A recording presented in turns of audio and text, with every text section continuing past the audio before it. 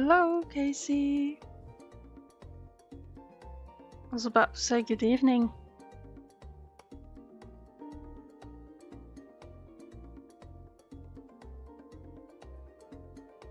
How are you doing?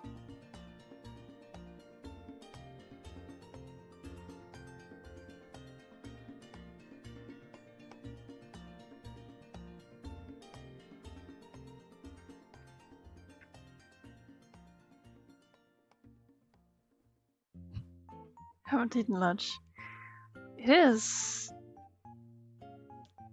about dinner time, I would say. I know you might disagree, but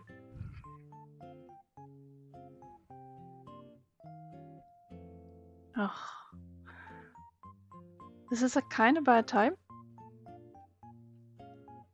The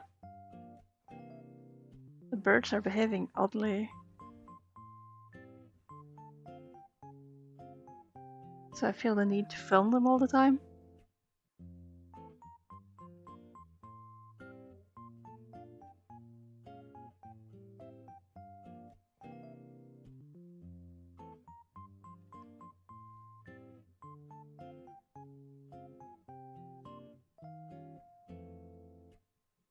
I need a bird cam. Yeah.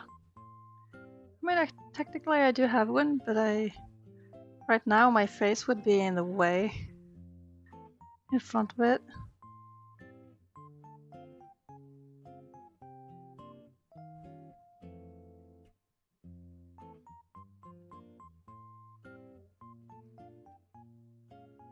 Well.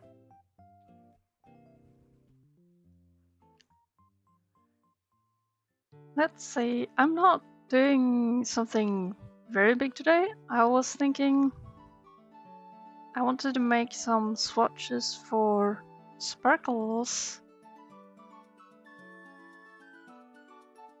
Because I do have this, well, a few types of sparkles, or sparkly watercolors, and I don't really use them. And I found, or came to think that might be, I am a little bit afraid to use. So I'm trying to figure out what's a good measure for swatches. Alright, so this is 13 centimeters, 13 colors. Of course, I would have more colors than that, but swatching every color on every swatch isn't necessary. Like, I have a set amount of these sparkles that are, let's say, 7, 8, 9, plus a few other small things.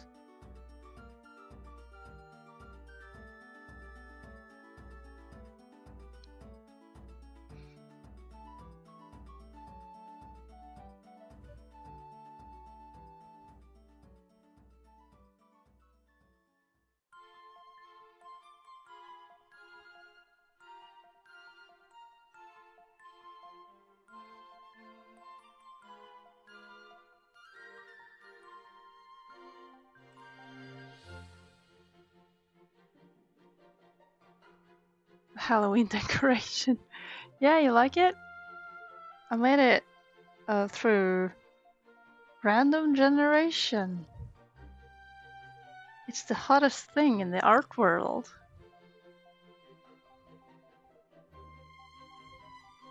Some might even call it a happy accident.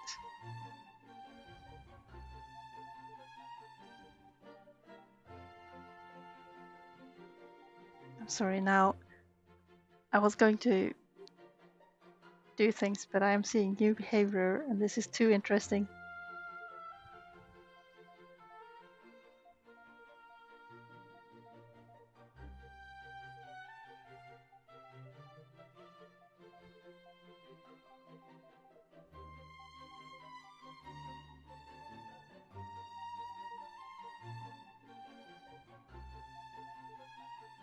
It is. One bird is begging for cuddles from the other.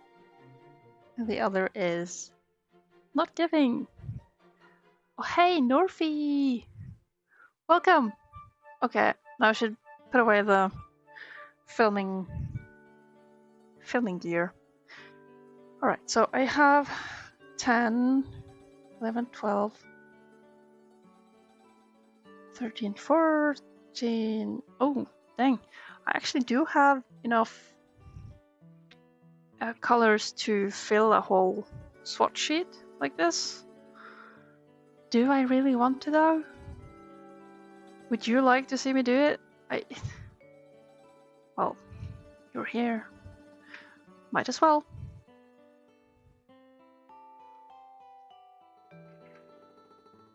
So, boring parts first. I gotta line up this. Wait a second. It's... Oh, blanking. Well, we do the 5mm. It's just a guide. Preferably with a pencil we can see. Oh, gosh. Yeah. Hey, Norfie, how are you doing?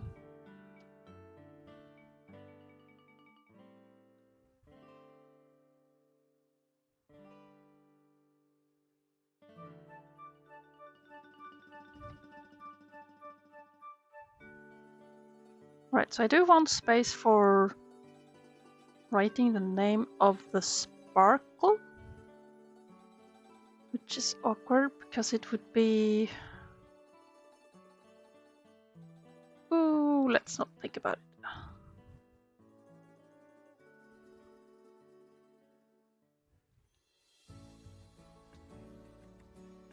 I can't math.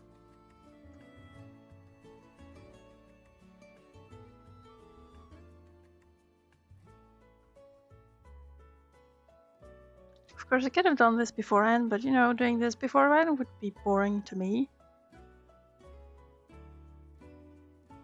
So I'd rather just do things a bit on the go. Maintenance and cleaning! Ah, yeah! All the things I too should be doing. Beautiful.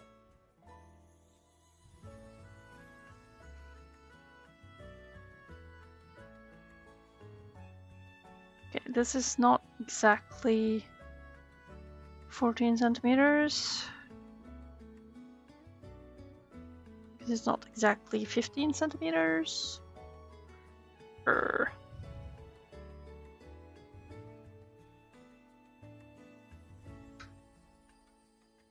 But is it really? Okay. Recount.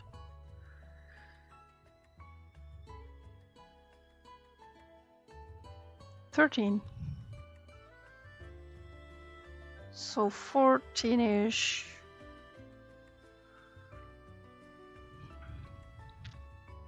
If I get space for 14, it should be... Should be fine. Okay. I am getting drop shadow in places I don't want them. Can I adjust my light? Move it forward a bit.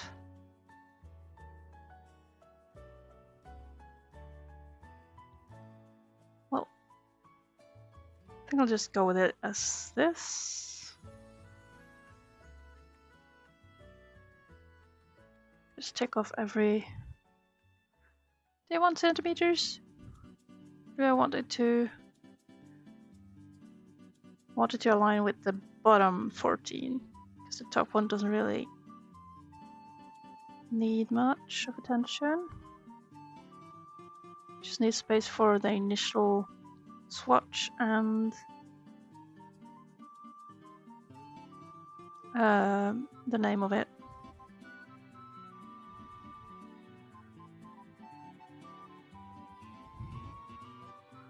Okay, we're getting started, yes.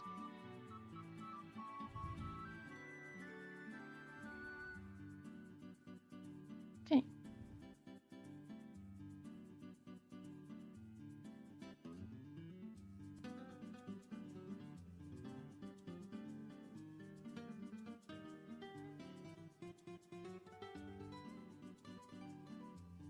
trying to do things super simple.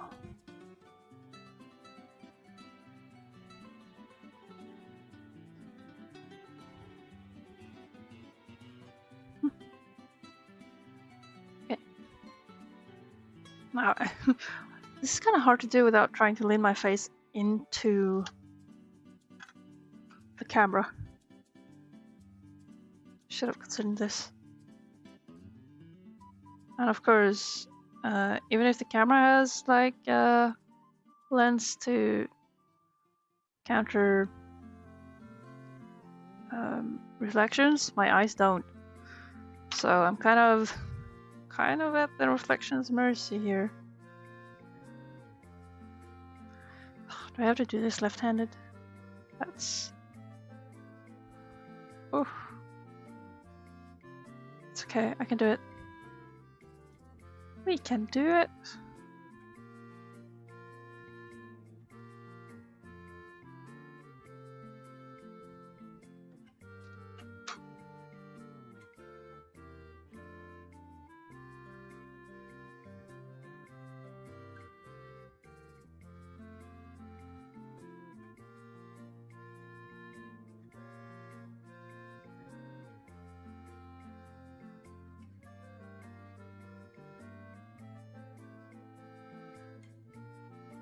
I suppose this will just be simple, relaxing stream.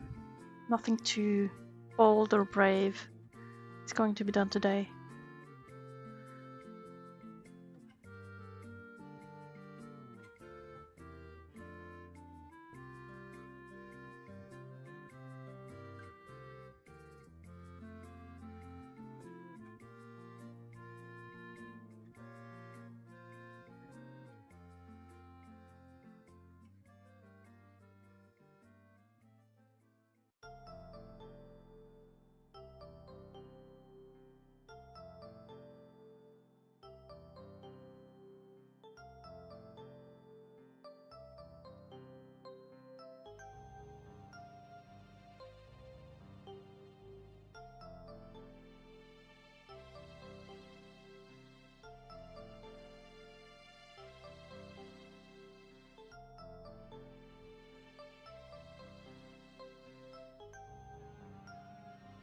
You don't. Oh no, Norfie. Yeah, I will admit I am struggling. Not only because I have to use my left hand to do the penciling here, just because of light things. Yeah, I would love to slant the paper a bit for my own part. However, once I start painting, it should lie flat anyways. I would love to have space for a proper camera setup though.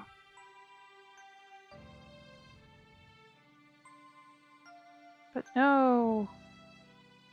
We gotta use what we have. Okay. First set of lines. Go! Now, the lighting might seem a little dim here, but it seems quite balanced, I think. So, for as long as it doesn't get too dark. Right now I'm not casting in a shadow, so at least seeing what's happening is good. It's easy. Right, now for second part. Measuring. Now this isn't quite the same, but I'll just note Sparkles that way.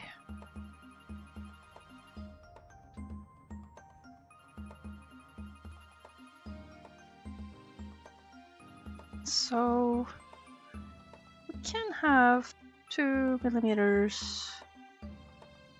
Yeah, like so. That's cool.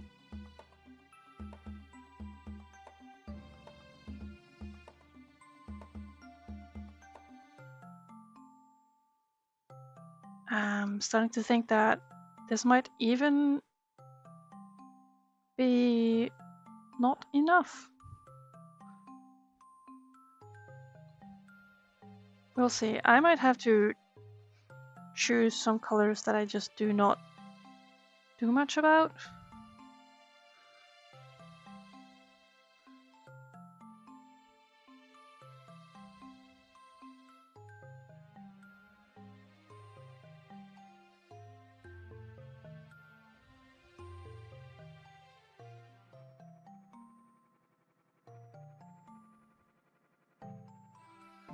That's interesting.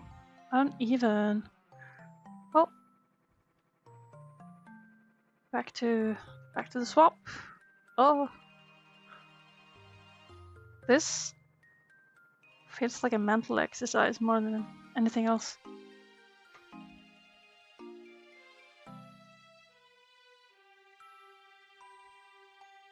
Like mentally, the mental exercise being coordination. Using the brain to steer the hand. Ooh.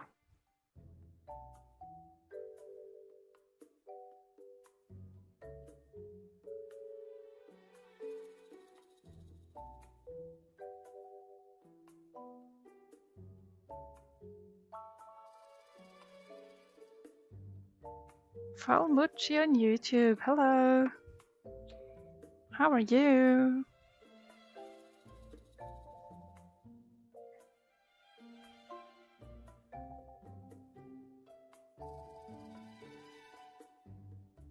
In the previous streams, I haven't had the ability to, or the opportunity to have my YouTube chat open at the same time.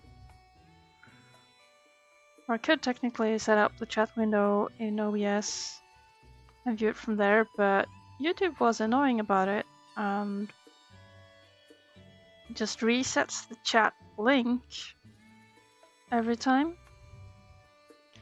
Meaning every time I boot up a stream, I would have to copy the chat window address. So it's a shame. What are you drawing? I am going to make a swatch sheet. However, instead of doing like the mixing of the colors as seen here, I am going to see how each of these colors look with a layer of sparkles on top. Mark the Mob Stellar. Hello! Welcome to my stream!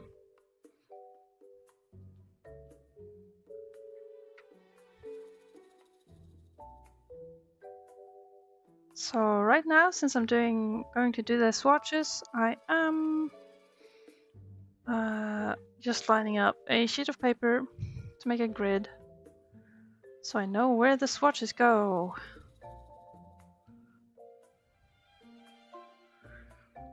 Thing is, I've had those sparkly colors for like a year, but I haven't really used them much because it's well,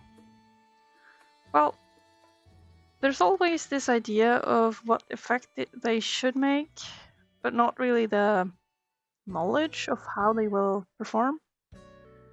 I know for a fact that most of these sparkly colors, they do perform better on top of dark colors and may not look very good on top of, say, little or light colors. I should better say diluted. But it's all for fun. I am passing time.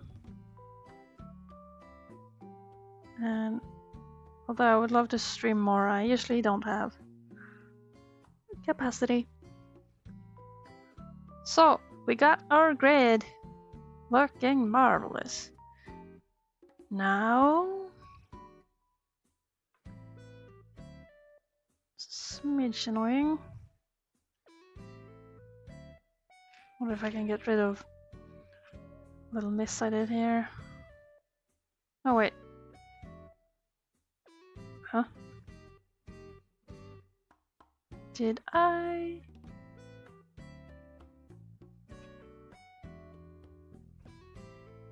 No. Okay. I don't have to erase this. Cool. This one. That's the one I want to erase. Gotcha. You shouldn't really erase on watercolor paper, as far as I've heard. But watch me do it anyway. Hey.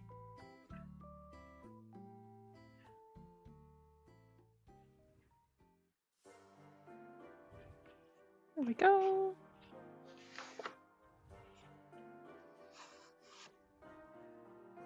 Sure. Alright, now swatching. I remember when doing the old swatch sheet, this one. This was kind of a pain because it was, I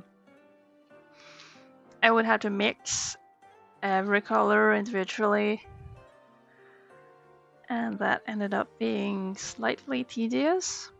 Or well, I would always have to mix these colors before laying them on the page. However, with this one, I only need a sample of these colors, and since I'm doing the sparkles on this row, I think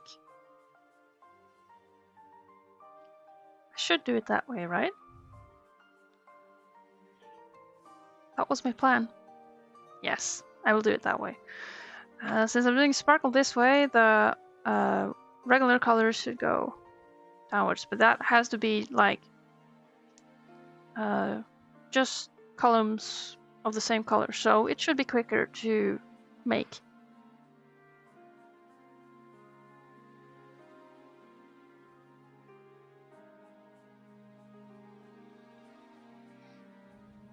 I also think that the thing that gave me the idea, I was at a cafe today and did some swatches like this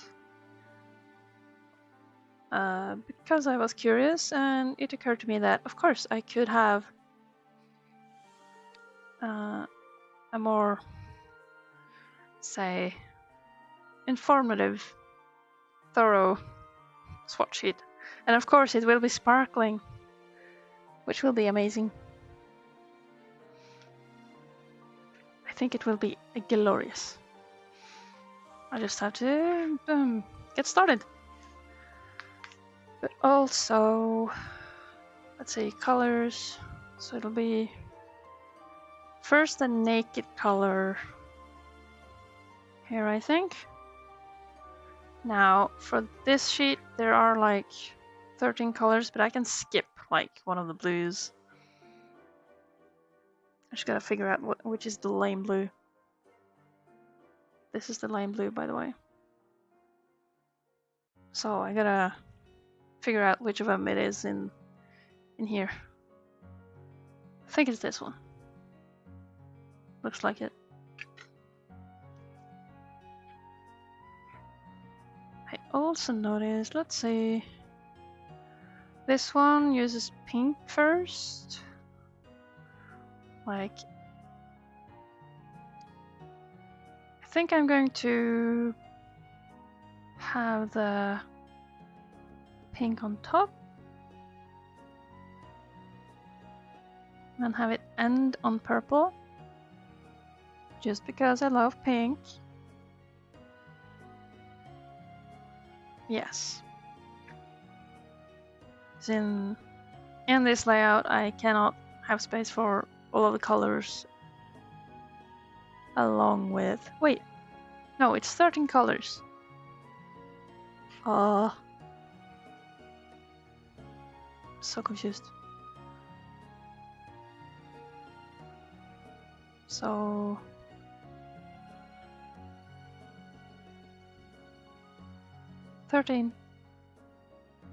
There are no issues. And there are no real issues.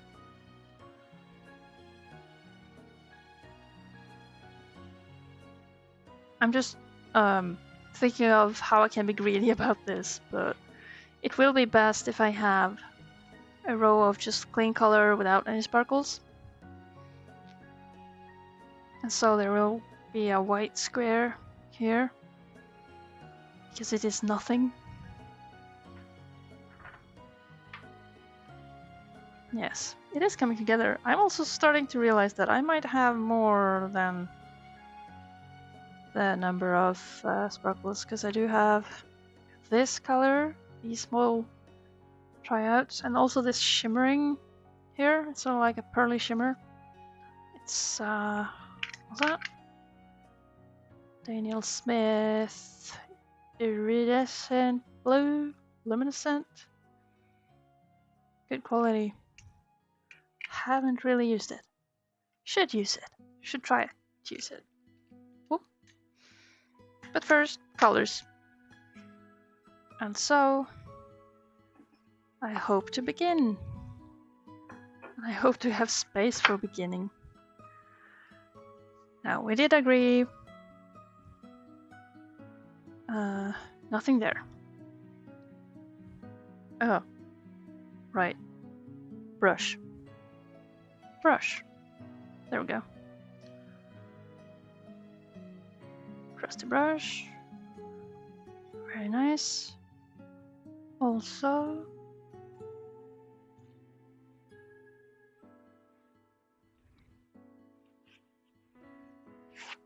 I always like to keep towels.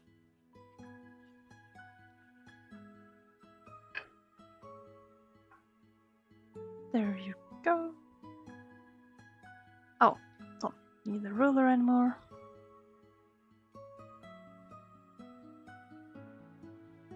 Okay, suddenly I have more space. Yay! Oh yeah, and I'm not going to really use this Halloween decoration, as you call it. Ooh, however, this blue would be fun to check.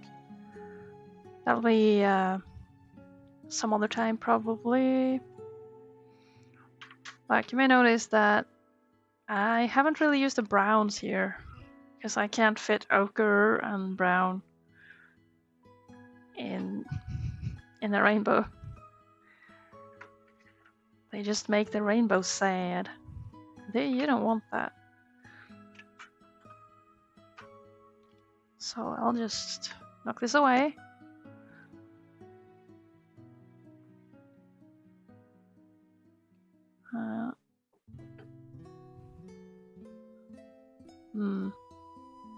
No. Trying to figure out the layout I want. Yes. Towel close to paper. To water, I mean. And does that work? No. This space. Well, it's not like I super duper need this palette. It's just nice to have. It's nicely shaped. Okay, we got something.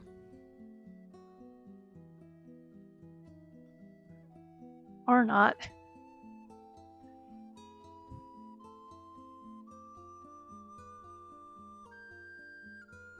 Now we gotta make sure not to bump into the camera stand. Okay, let's just start. I want it to be, yes, this direction, but with a pink first. Meaning, yes, I'm going to do pink in all these slots, and then red in all these slots. I'm just gotta get started and remember that. So where's my dropper? Dropping some water in there. Could pre-drop on some other colors as well. See how far that gets me.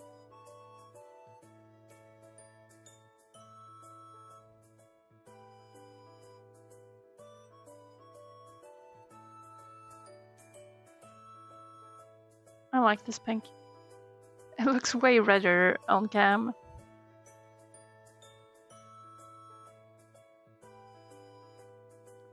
question is, how do I know if it's thick enough? And I should make sure to mix enough to fill the whole row. Column? Row? Row.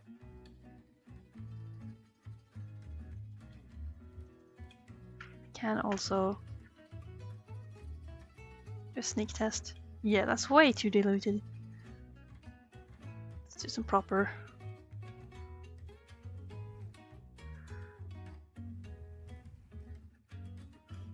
But it isn't meant to be super thick anyway, so I think that's good.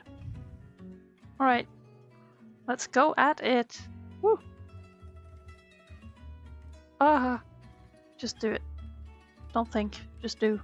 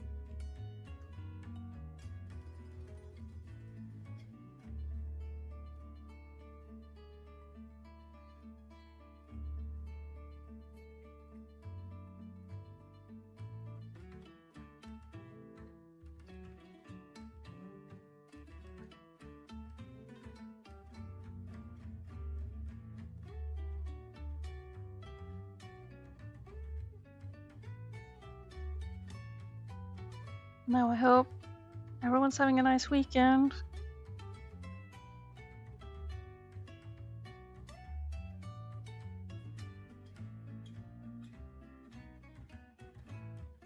I feel I've been overwhelmed all of November. But today I've gotten to relax so much. Got to hang out with people. Got to have some matcha. All in all, it's pretty good.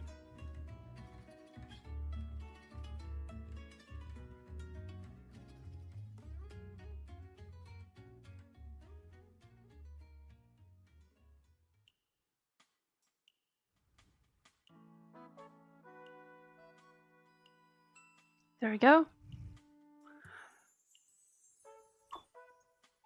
First row. Now, what can I do about the... Is this white balance or what is it?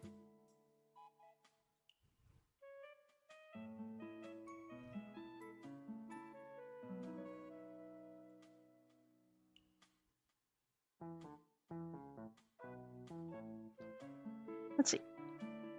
Find the video thing. Temperature. Tint? Nope.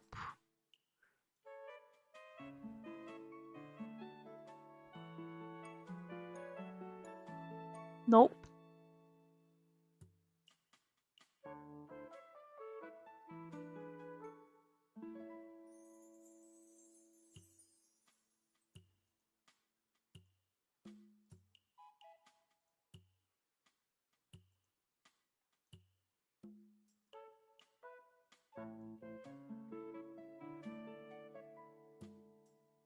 I don't know. I guess it is what it is.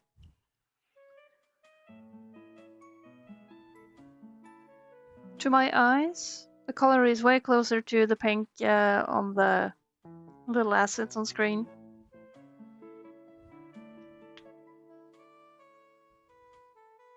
Okay. Moving on to the red. The pinkish red.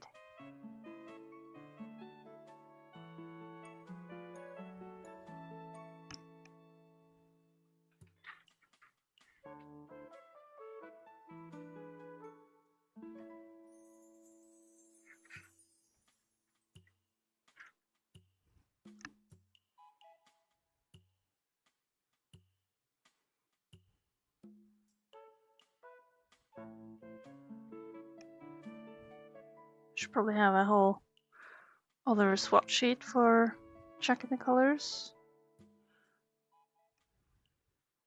Is this that red? Huh. They look very different on screen. Or very, very similar on screen. Not very similar in real life. Well, they do look very, very much the same. Hold on, let me beef this up. Thing is, both of these, I'm starting to understand why I split the pinks into each end. Because they, yes, they do look alike.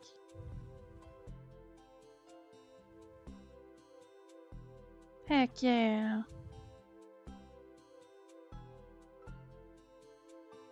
I liked Nintendogs, but I wish they were bigger games. As in, there was more to do.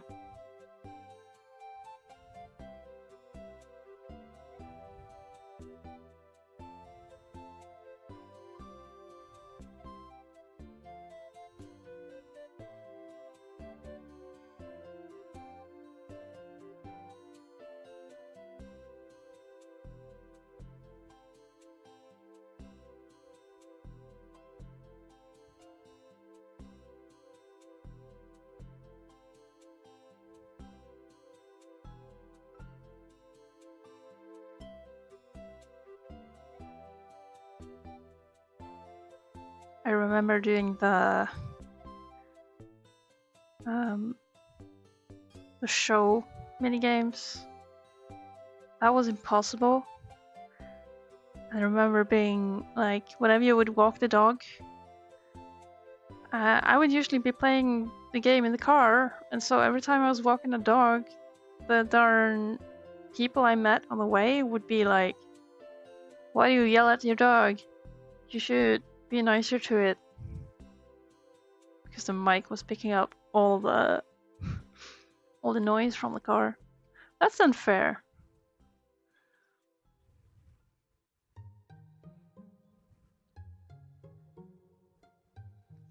Oh. Activity feed stream streak. Hey Casey, I didn't know those came with like a message.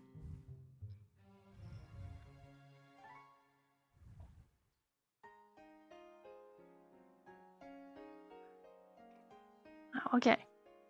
For next up, it is orange. Unfair but really funny. Yeah, mostly unfair. I didn't quite appreciate being scolded by a video game for something I didn't do. Oh god, I'm gonna waste so much paint on this. Ah! Poor thing. Well, I think it's vibrant enough. Yeah, should be. It's cool.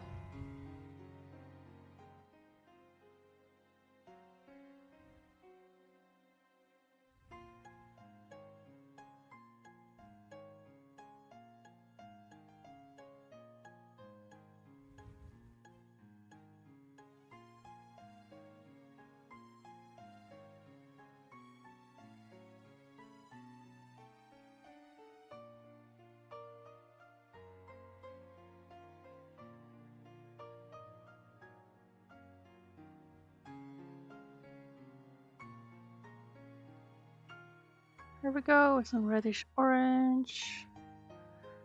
I'm going very, very vibrant, very dark with these.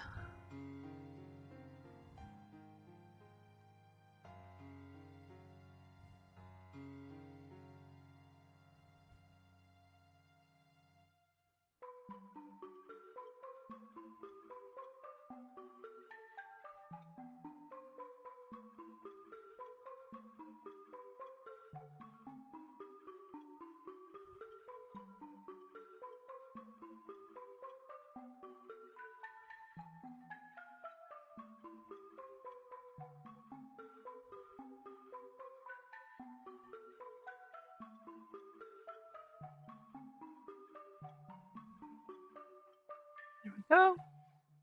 Another row down.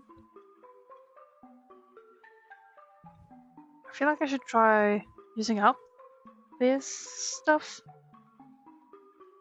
somehow. Though I'm not sure how.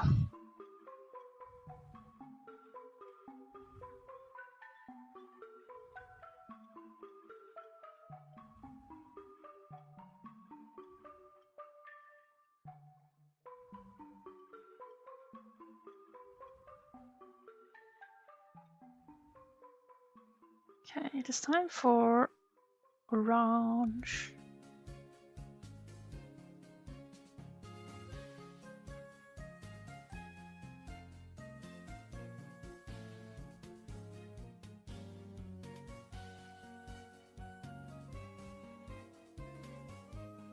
Moving on to the brighter bits.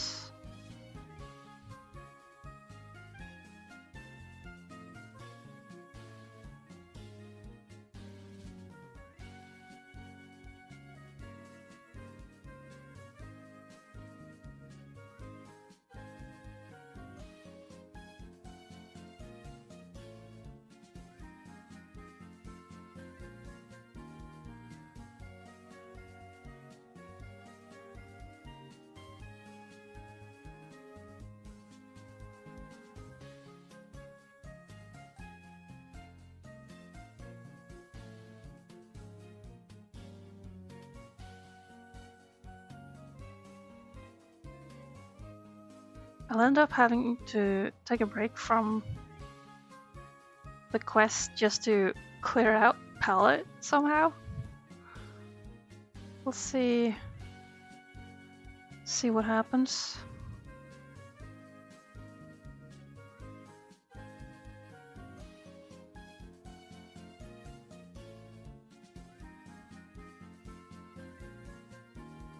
Oh no.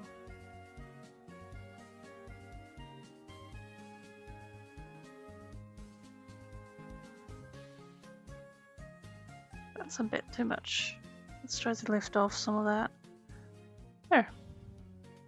Nice. Well, so far, quite good.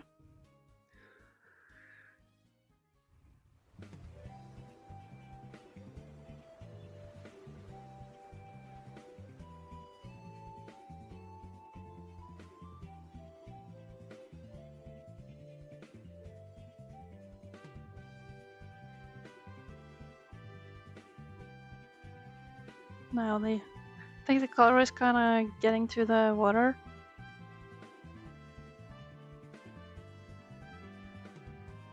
Oh dang.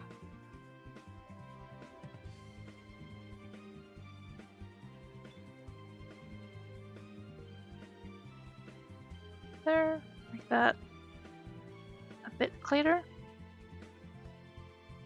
Okay. Yellow. It's the warm yellow. The yellow I like. I wonder. No, there's no reason to skip the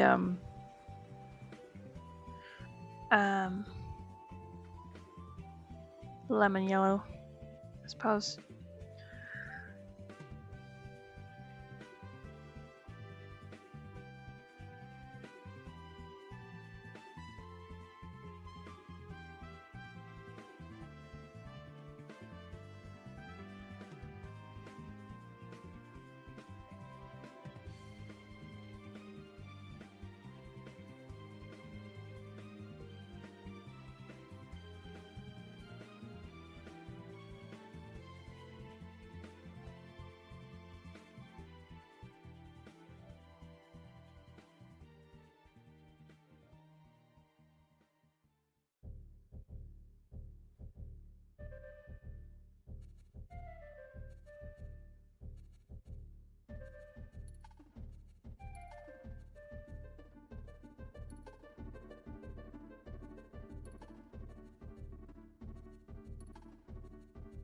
I can't really tell if it's big enough or thick enough. Can't see.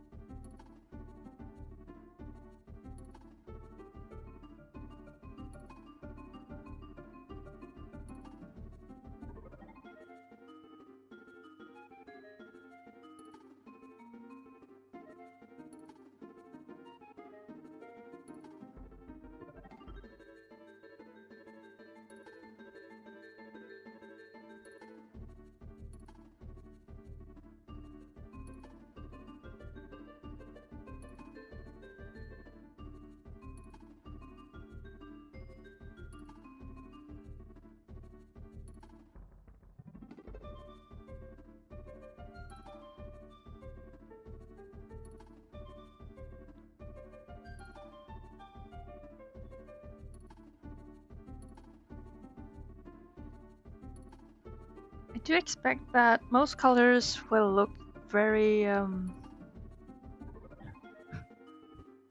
quite bad on the lightest yellow. Should I take it anyway? It is for science.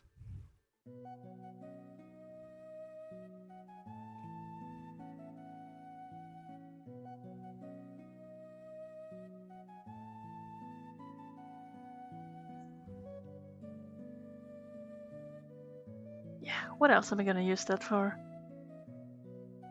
If not for science.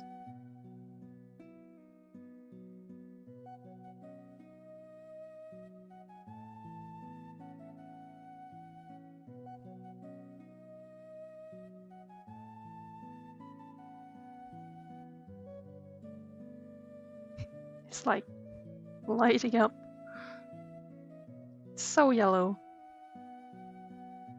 I can barely see it on the sheet of paper.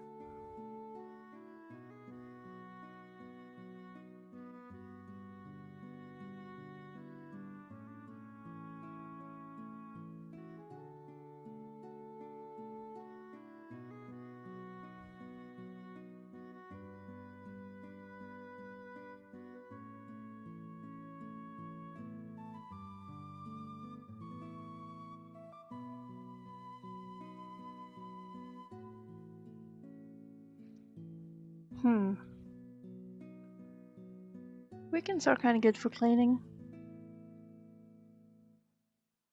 I'm not getting to work out tomorrow, so might be I'll use cleaning as my workout.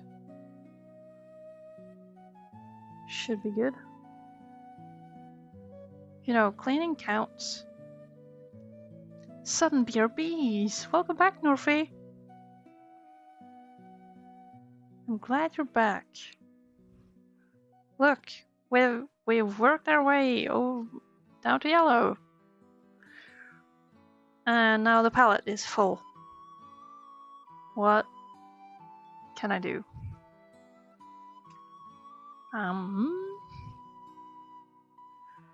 Well, surely I have some paper lying around. If I just pull this away for a moment. Yep.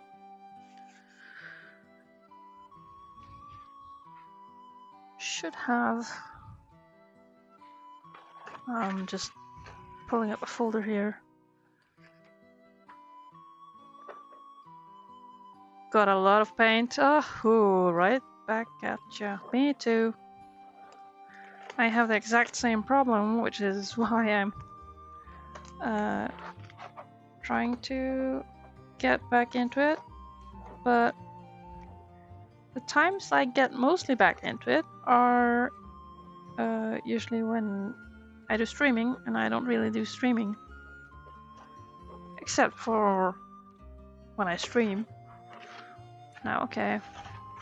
I have this plexiglass piece of transparency, which is nice to tape down things. Now I just gotta find a unspoiled sheet of paper to stick onto it. Can it be... Ah, yes. Here. Here is paper. Oh, is there water? There is water. Okay.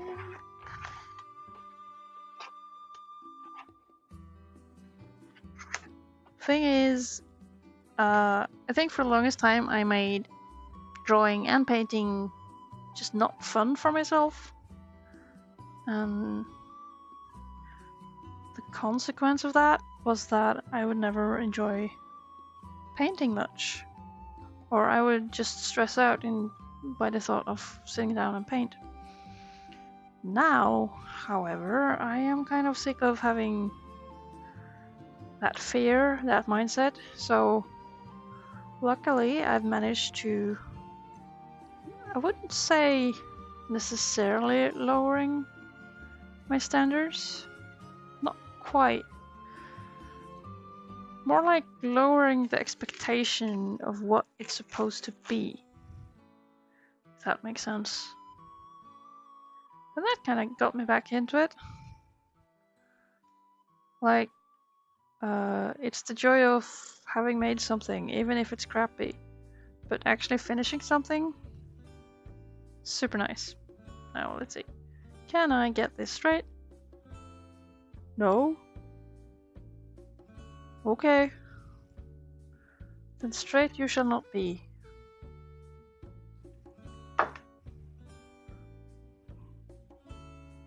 Just getting these.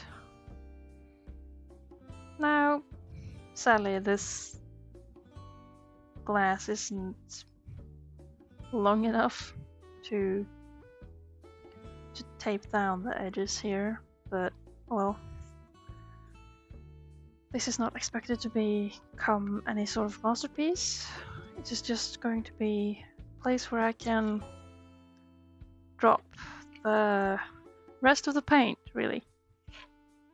Because I hate wasting paint, which is the second thing that keeps me from painting.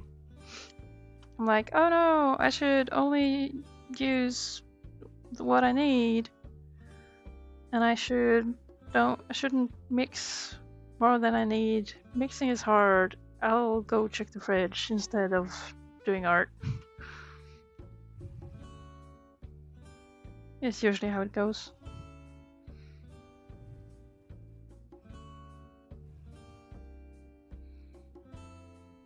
Now, of course, I do want the edges here to be masked anyways, so I will have to tape them down.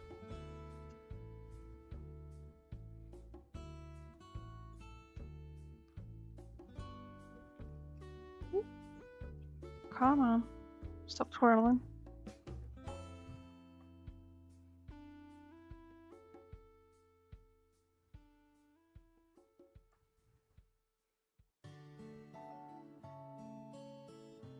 This tape has been through so much.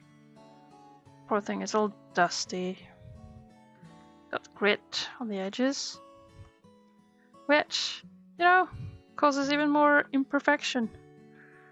And so, for the longest time, it was never fun to do anything because my stuff would be half broken or dusty or just not in perfect condition, and therefore I couldn't make art with it. You know, that's kind of a waste. It's don't be me, guys. Just keep yourself from doing art.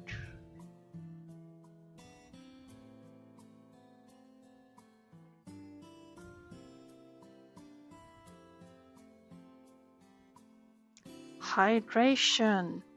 Right. Thanks for the reminder. I gotta get up and get some then.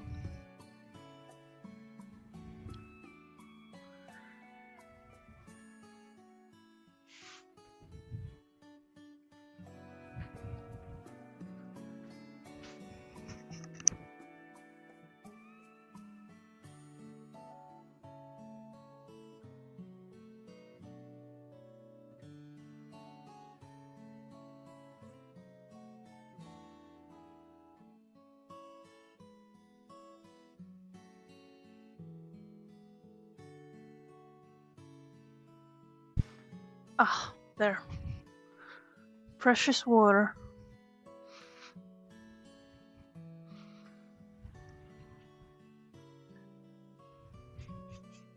Here, proof. Now to not end up dipping my brushes in it. There, all safe. Now, I want to use a bigger brush.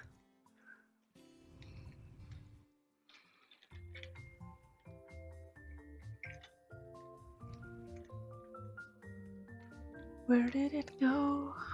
There's a dropper bottle. There it is. My weapon. I wouldn't say that I particularly like this brush. I mean, you can collapse it. So it's portable. That's nice. But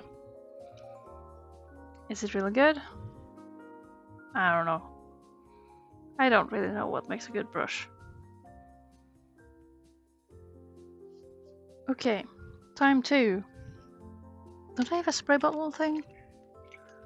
I feel like I want to moisten paper with something. Oh, that's probably in the other pencil case.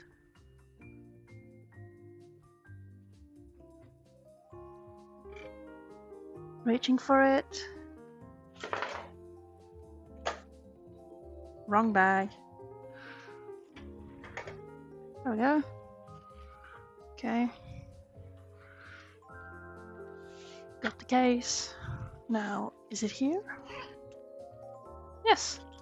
Instant. Success.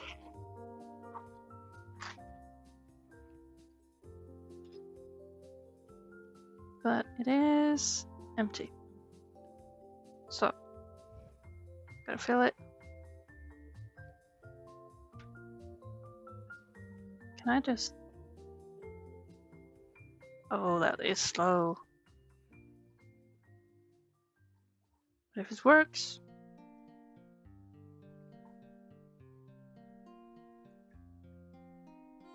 Yeah, that's enough.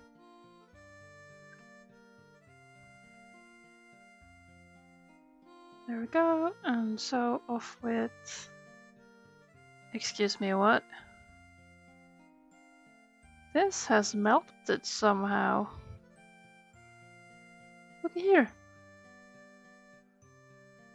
The cap looks like it's gotten some sort of injury. When? Don't know when that happened. Or how. Mysterious. Alright. Time to mist down this baby. I just want it wet.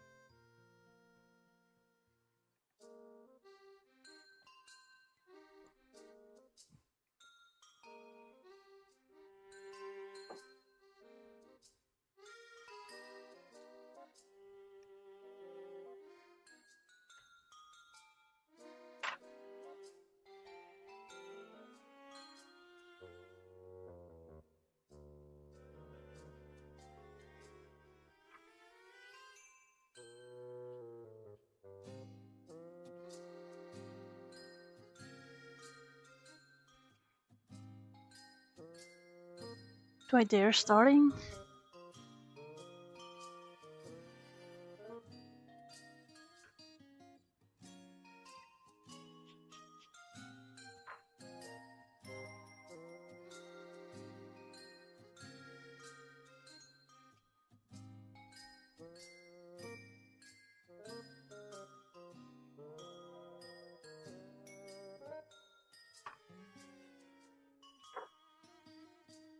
Should I just go at it?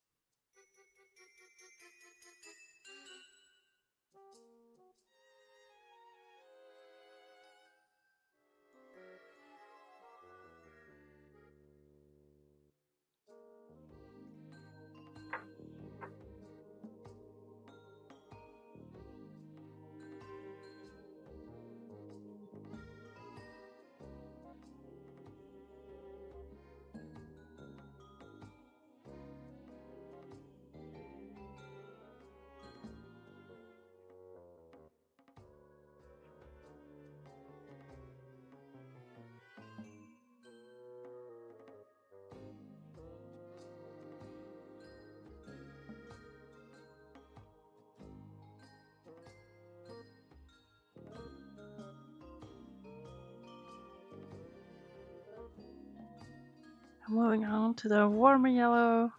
Oh, there's so much dust. Oh god.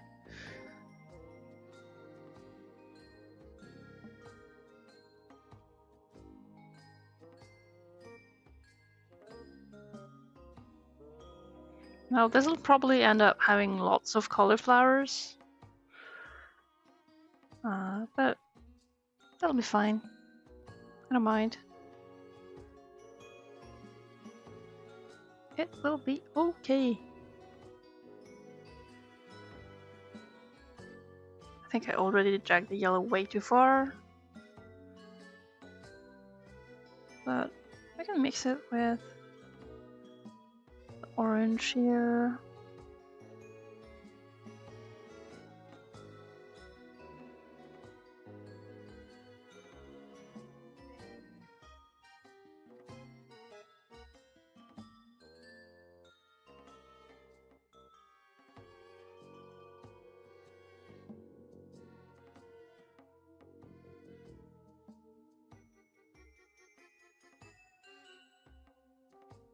I suppose this one defines as a pour brush. Doesn't quite hold much water.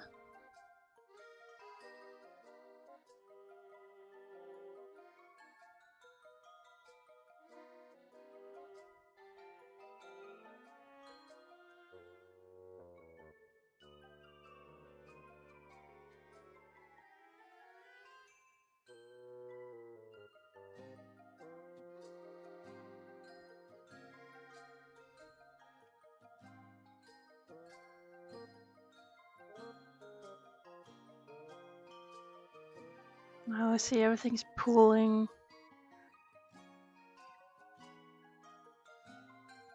a little.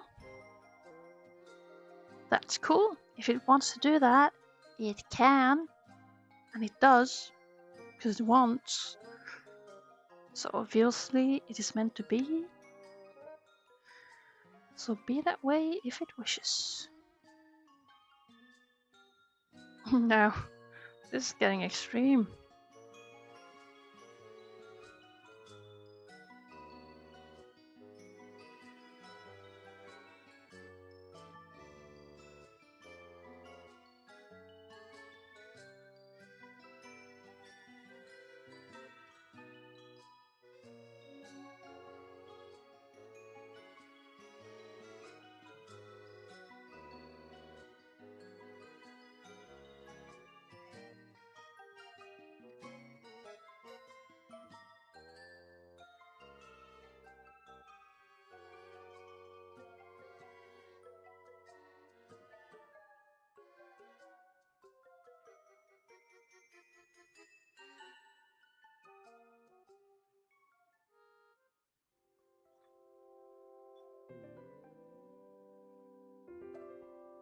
Now finally, let's get to the pink. Woohoo!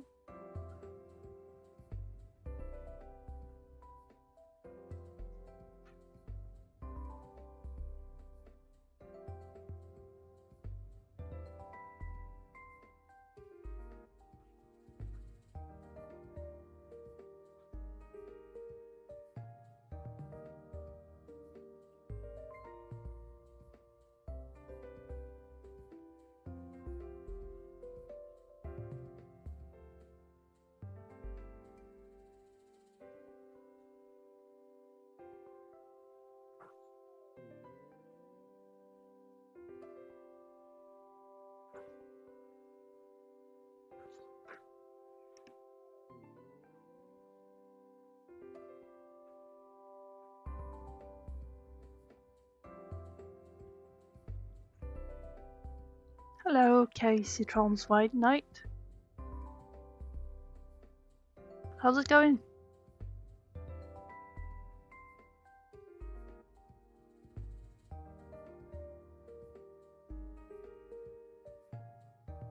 Slow. Oh no. No, I did not finish my grid. In fact, I am halfway-ish. I just want to make use of the paint that's in the palette. So I spent some time typing a thing onto a plate,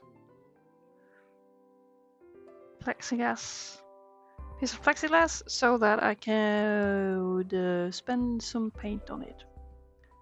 Hello, Makomin! Welcome! How are you today?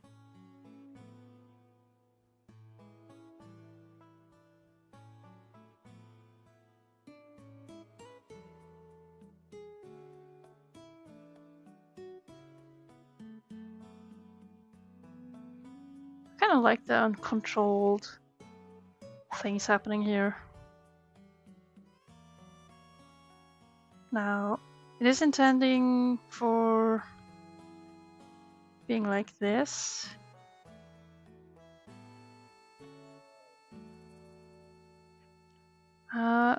This painting is, oops, right now, a happy accident. I'm actually just trying to spend some paint that I popped into the palette. Now I think the rest here needs to dry off before I do more on it.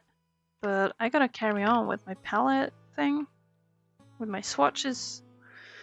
So I'll be putting this away to dry. But what's fun about this now, that since I got this, I can work on it further once it's dry again. So that's gonna be nice. And the rest of the paint I will just have to wash away. So, away to the sink we go.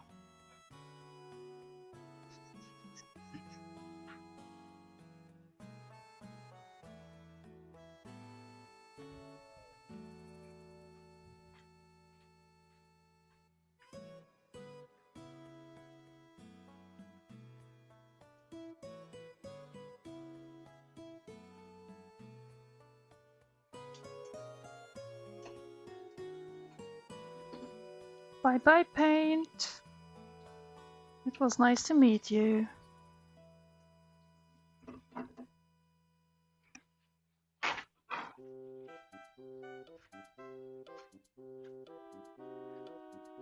For this part, maybe I should invest in a GoPro. Swatch over to it so you have like first person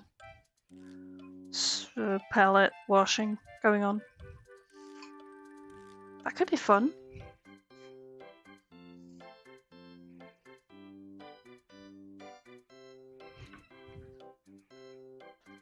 Alright.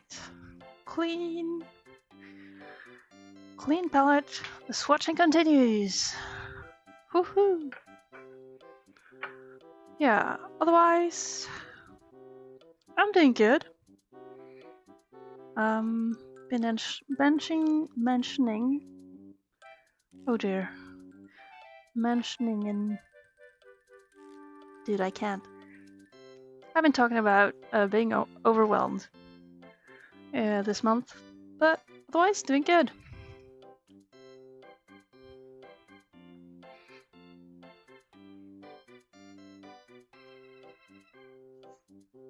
And it's been a while since I did streaming,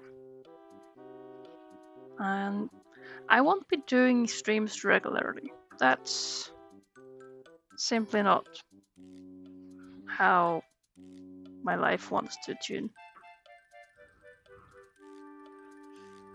An orange cross section. Well, I do think it is supposed to be shaped like a lemon.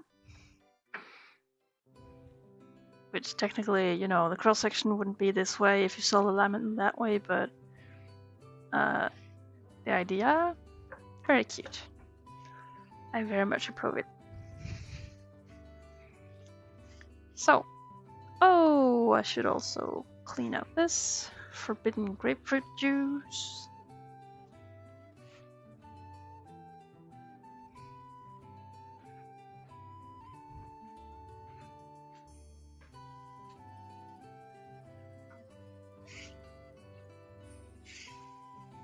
There we go. New water.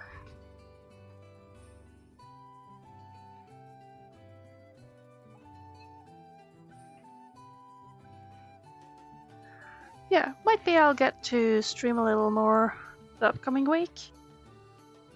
Mostly because I won't be having much else to do. So, what I'm really working on here is I'm going to make a swatch sheet like this one, except you see this one is about how each color mix with each other. This way, actually. Good and dandy. Very, very nice thing to have. Very fun thing to make because it helps making an understanding of how the colors behave and everything. However, for this one, I'm going to layer on top sparkling colors. These especially are like Lislinka shifters, color shifting, shiny, hollow. It's just an overload of shiny. And I want to see how they perform on top of each color. So, who's next? We have this. My head is in the way. There. Perfecto. Now, yeah, I should probably pre-drop. Now, how many colors we have left? 1, 2, 3, 4, 5, 6, 7. 2, 3, 4, 5, 6, 7. I do have space for the old blues. Even the bad blue. But I don't want the bad blue. I could do on top of black. That would be a sad ending. Well, that's sorrows for later. Now we focus on the greens.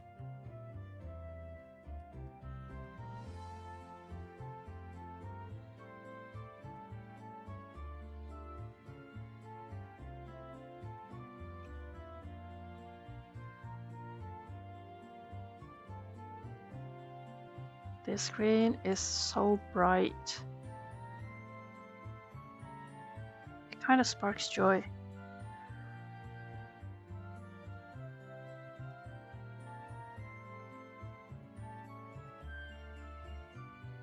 Slime green? You make it sound nasty. This is like the lightest parts of the grass on a sunny day. Nerfy! Yes, it is a grain. Now, swatch. My tester. Bit bright still. So hard to get enough pigment. Like, I want it to be thick enough because mostly the sparkly things are going to be quite dark. And for most of these colors, that is going to look a bit of garbage.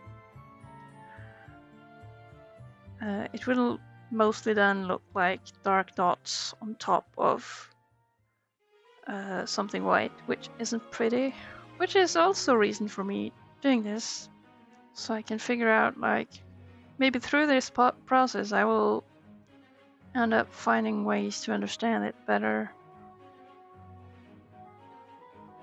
So you might notice the top row here is empty. That's where the sparkles will go.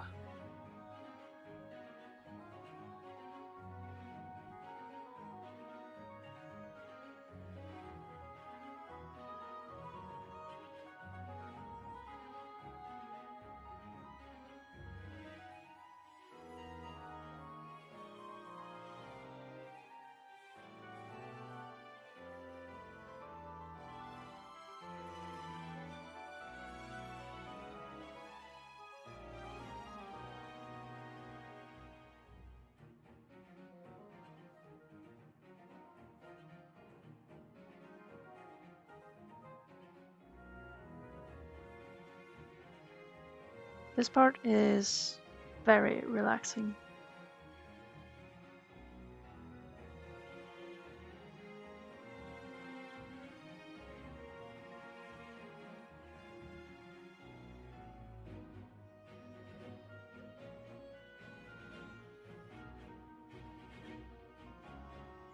so, making sure there's enough green.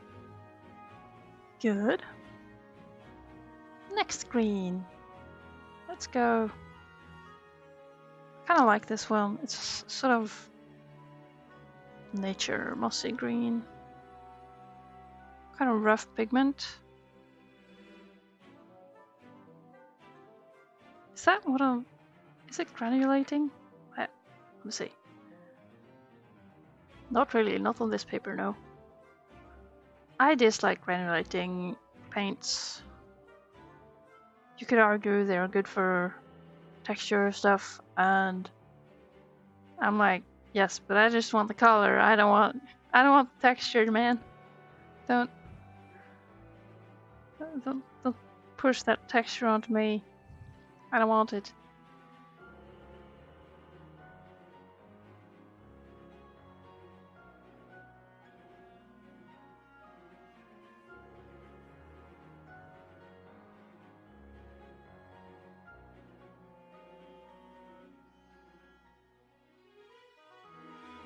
Now, of course, the upcoming issue will be, what do I do with the rest of this paint?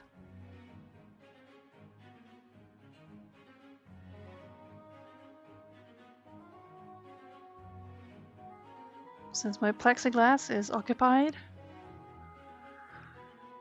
as it tends to be. Oh, I think I know. I have this watercolor sketchbook that I ended up... I was using it for a good while and then it sort of stopped. I think I just got too high standards again. Like the ambition reached too high. I gotta use it up before it expires, really. I have like this side project of using up all the empty sketchbooks I have. They are in so many different formats and everything, it's infuriating.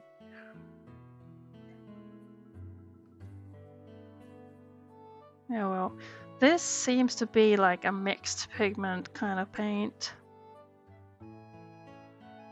I don't know my pigments, but I'm fairly sure. Looks like there's some kind of brown in it that doesn't quite dilute.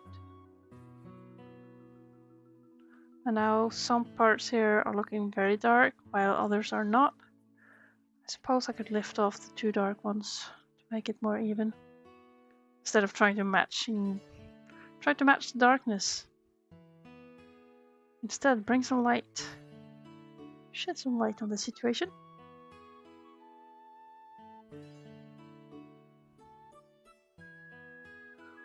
Why would you say shed light?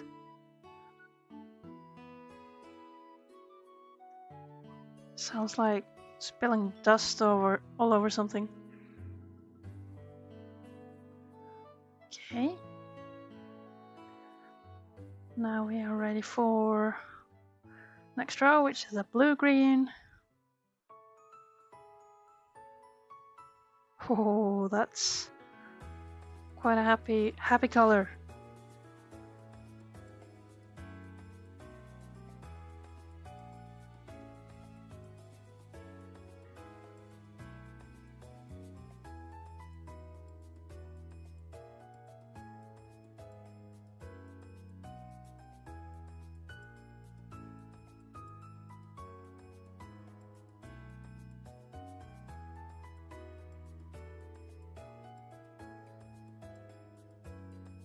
I think this color especially is a stainer. It does very easily stain.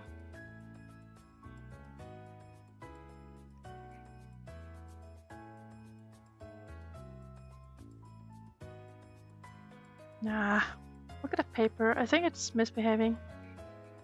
Might be I've had it for too long. You usually combat self-expectations by grabbing a ballpoint pen and doodling whatever. That's pretty good.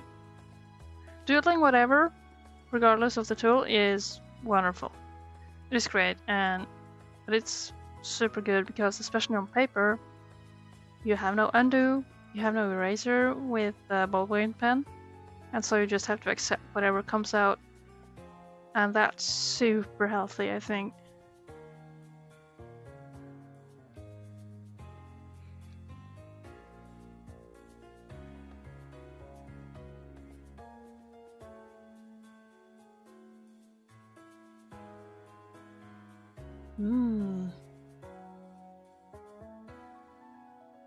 Yeah, this is starting to spark joy. I'm fairly sure that when I start doing the sparkles on top, they will stop sparking joy. I have very low expectations on performance here.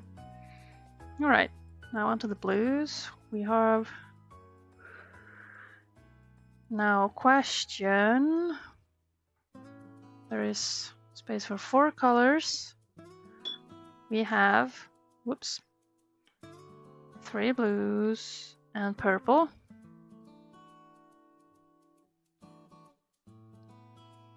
Should I skip the bad blue?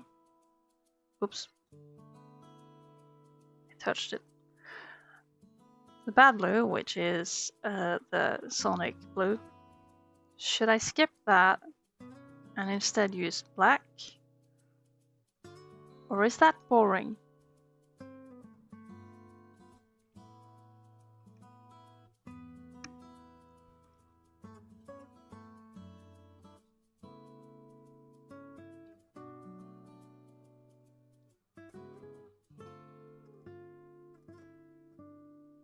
I mean, technically, this is pretty much black already. It's super dark. I'll think of it as black. I think, okay, no blues are skipped. We'll go with it. Now, then, we gotta have water. Oh, there are 3 wells left and 4 colors left. That's...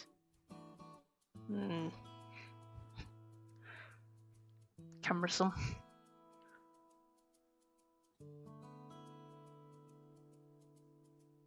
This blue I do like. Very nice.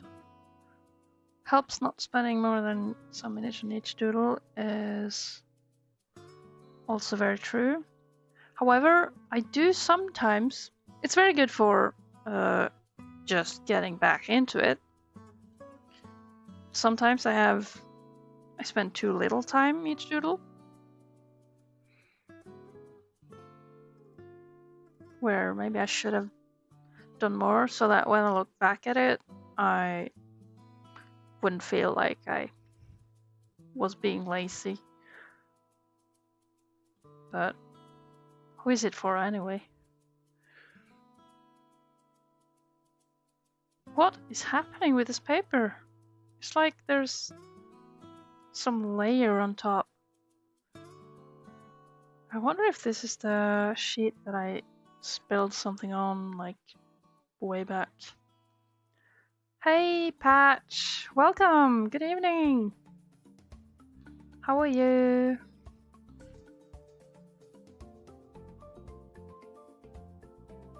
I hope everyone is having a super Saturday.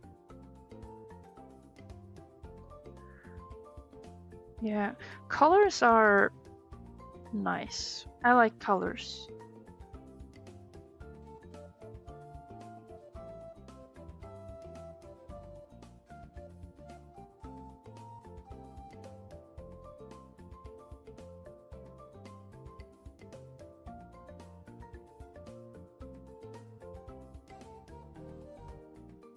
Not in stormy rain. Hey! Nice. Good job dodging the rain and storm. We like it when there is not rain and storm.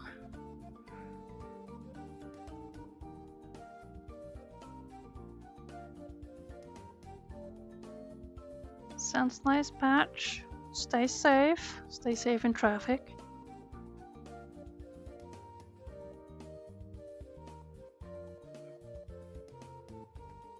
Yeah, this feels nice though. And I'm not sure if it shows the lens I have to reduce reflections. I'm not really sure if it does much, but probably helps. Okay, now I think this is the cool, the nice and edgy blue that is. Oh boy. Grainy. Look at that. Well, okay, you can't really see it because the aforementioned reflections. I'll see. You can really tell that it's like super grainy. I mean, this one too does have like the bits and pieces of sandiness. Wonder why. I don't know much about like this is the Himi watercolor. They are popular for their jelly gouache that I haven't been as lucky to try, but they seem nice. And so these watercolors are maybe not as popular, but they are from the same brand.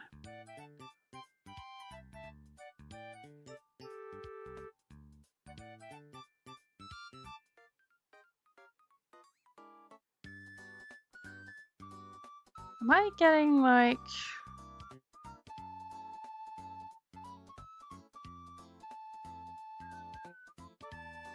Should be getting all the subs? Yeah. Just checking my activity feed.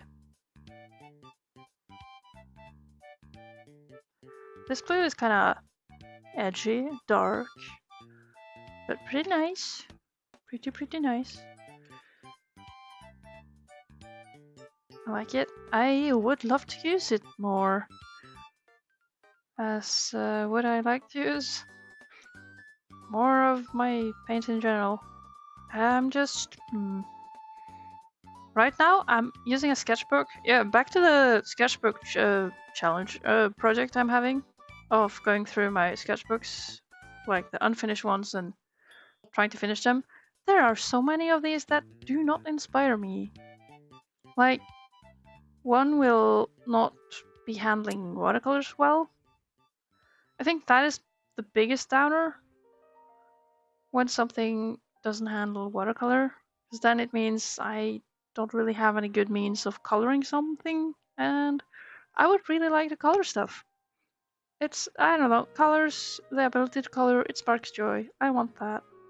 I want colors in my life. And so, I even tried, thankfully not my own, but I did try someone else's moleskin art journal with watercolor paper, and I found that, nope, I do not like this paper. Yeah, it is rough. Rough to find paper you like, but at least some sketchbook that can handle watercolor is probably more important to me. So, for those that don't inspire me, I can't really be picky. I just gotta finish the book. Wow, this one has like dust on it. Let's try washing that out. Like so. Yeah, I can probably show off the sketchbook I'm currently using in a bit. Might be some people know of it. Yeah, I have some books that are still wrapped in the plastic. And I have some books that I've had for years that I intended for some sort of project. It is bad, and this is what everybody does. Like, everybody hoards art supplies, and you know, it's normal at this point. It's fine. But I'm not exactly rich on space. I can't get rid of them. So, you know, gotta do the thing.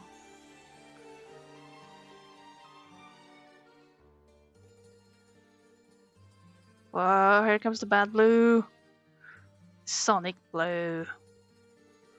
The ugly blue. I have so much hatred for this blue.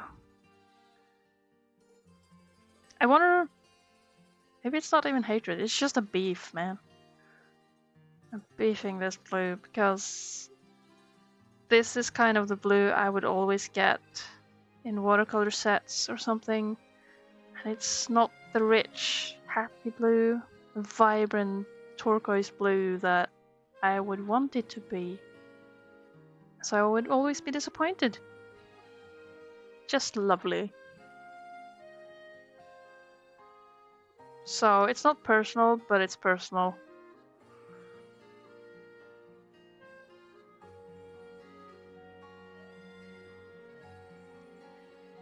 What I probably also should make, a bit late in thinking of this, given how dark it's getting out and everything. It's like getting dark super early. Sun is going away on holiday. But I should probably take swatches of these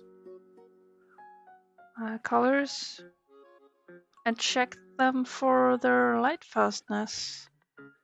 Because I don't think they have any data on that. You know, it would be awkward to sell artwork that happens to not stand sunlight.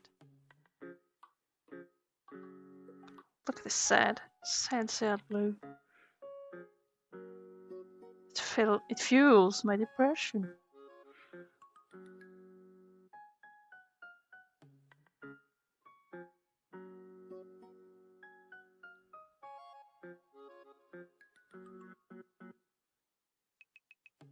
Soon. We are getting places. Of course, I will have to let this whole thing dry before I start going on with the sparklies. But I do hope getting to sparkles today. That would be nice.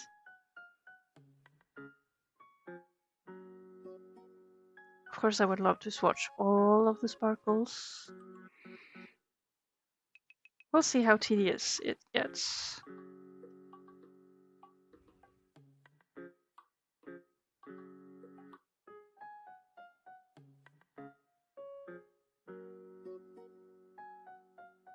There we go. Depressed blue. Sonic blue. The worst blue.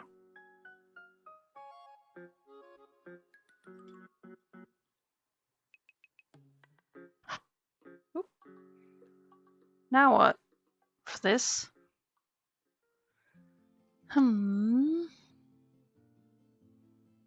Well, I could waste some expensive watercolor paper and see what happens.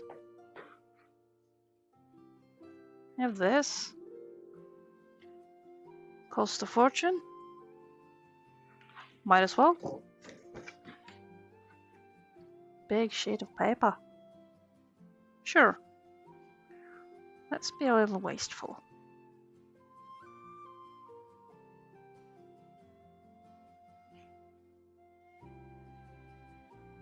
Of course, nothing is more expensive than the stuff you never use.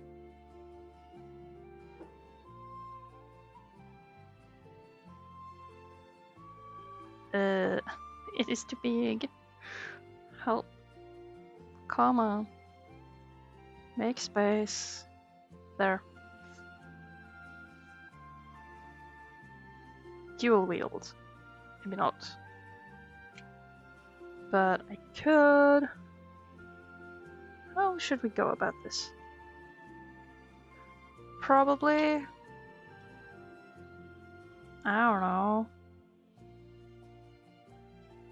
It is a lot of water in the pigment and everything already. Might be... that's enough. So I'm feeling... Oh wow! Okay, this brush has some red in it still. That it's not getting rid of. What? Come on. There. Bit cleaner. Whoops. Let's see how it goes.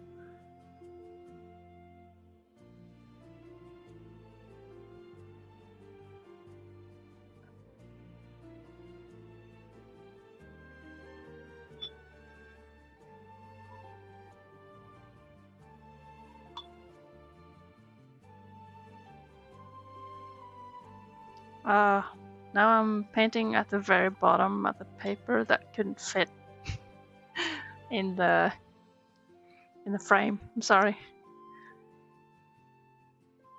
I'll take some of the bad blue.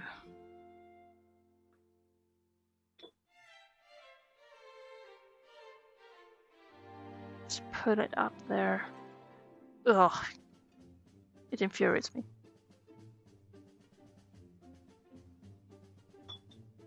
I don't even want a lot of it. I just want it to go away. Use it up. Shoo. Now it's spatting around a bit. How about keeping the swatches safe? There we go.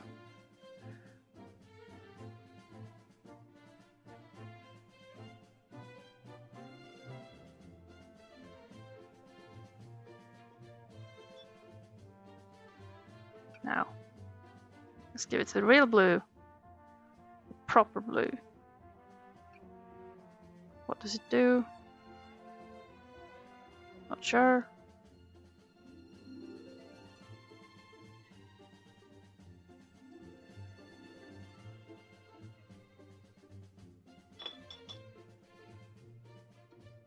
I can probably go over this with gouache or something later. If I use kind of this stuff as a sort of sketch, might turn out interesting. No, that didn't quite work out. I don't like that.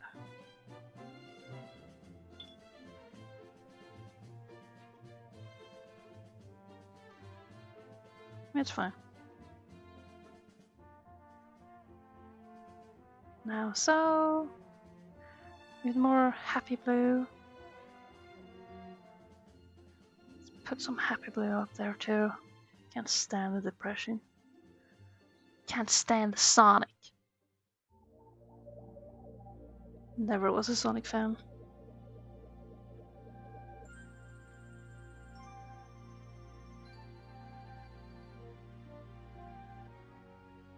It's looking messy. It even gets some air bubbles. Blasphemy. Not liking Sonic, a character that was made to be a mascot. Because everybody else had a mascot. I don't understand. What happens if I... Hello, Anamina! Welcome! I am experimenting on expensive paper, which is not the main project today. The main project is to make swatches for sparkle things, and now I'm trying to use up the paint to not waste it. Hehe. Oh, you can smudge and stuff? Nice. Does this work? No. Not really.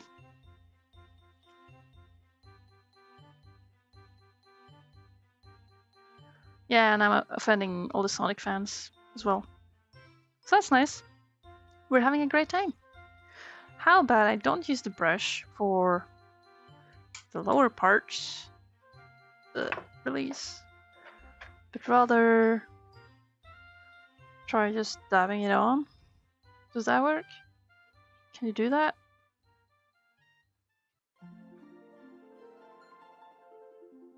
Not really.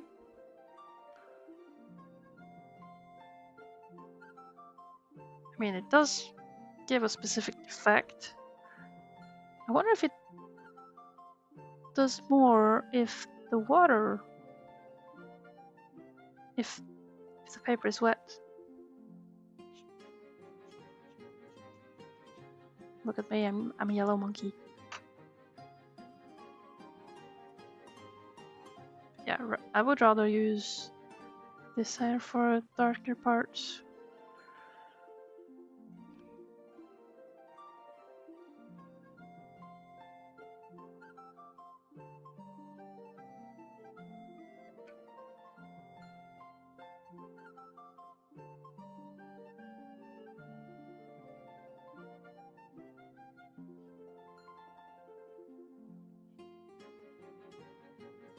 I mean, it is the base for something.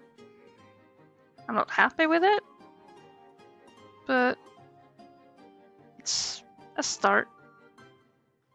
I can definitely go over this with gouache later. But yes, I'm kind of using up the towel. I gotta get a new one soon. Let's see if we can blue some more.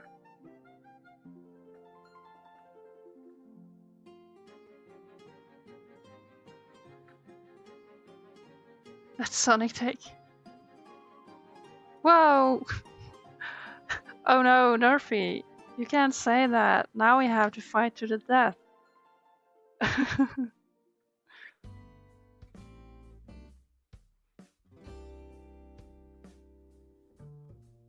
Whoops. Bonk. There we go. We're back. Okay. This looks like something. So, cool. Now we have that project too. Now I gotta get rid of this and I gotta wash down the palette again.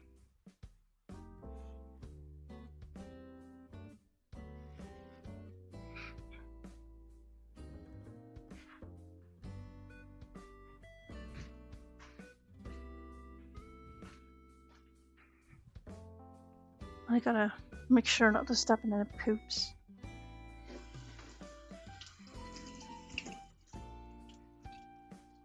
Bird poops, that is.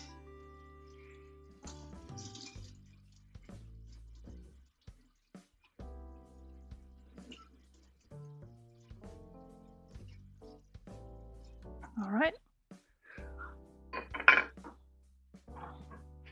Just a light rinse. And then a quick wipe.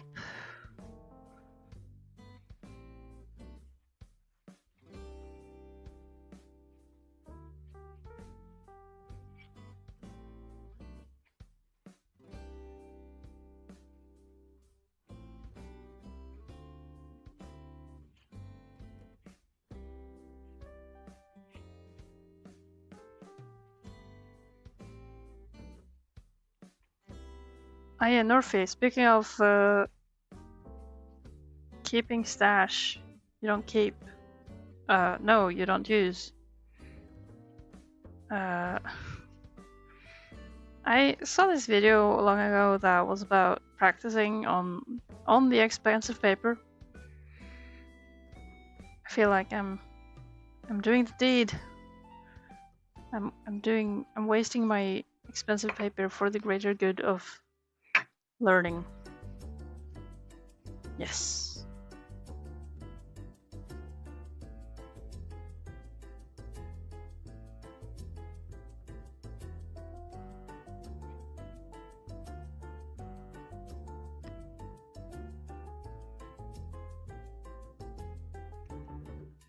Now, I'm just gonna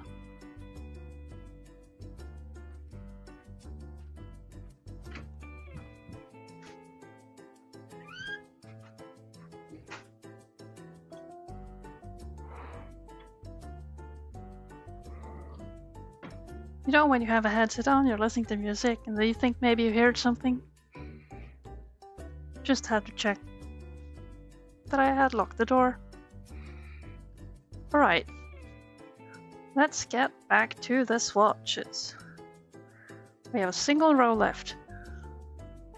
I have nowhere to place my new thing. Dang.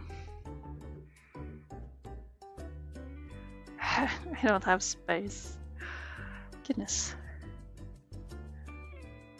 The good news is that we're almost ready for the fun part.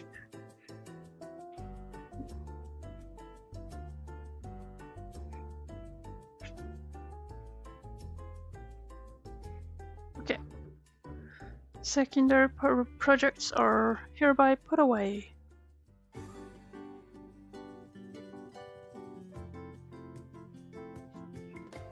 Right.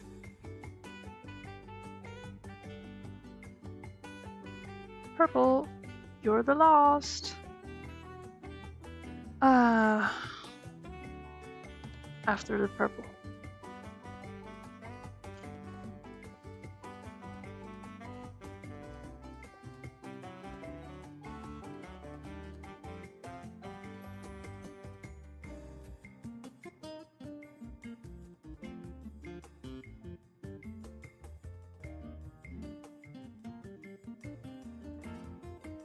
Doing this on a clean palette feels like such a reset.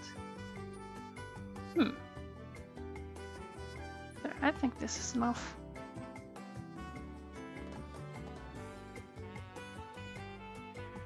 Okay, last row. There is something very, very off with the paper here. So I'm glad I'm using it for swatching because it's not behaving as it should. It's having this waxy, repelling effect. Which is also all the more reason to use your supplies because, as far as I understand, the quality of especially watercolor paper does deteriorate. No? It does lose quality over time. And so, if you have some dog old watercolor paper, degrade! Thank you. If you have some dog old watercolor paper, it may not perform as well as intended because it is old. So, all the more reason to just whack away at it.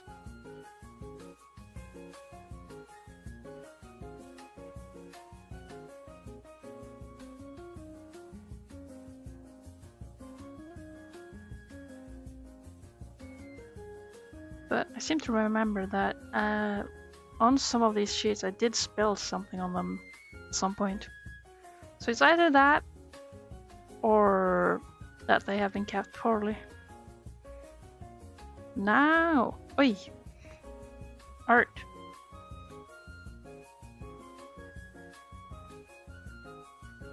Right.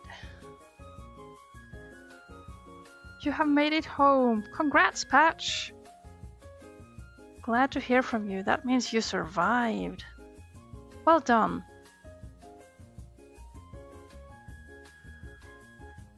Alright. Here we go. We have it. We have all the colors. Yay! It's funny how they look like marginally different when each row is supposed to be identical. Details. We don't mind the details. I think maybe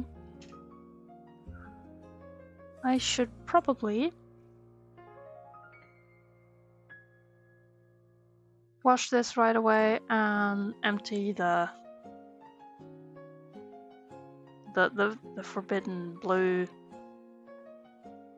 sonic juice.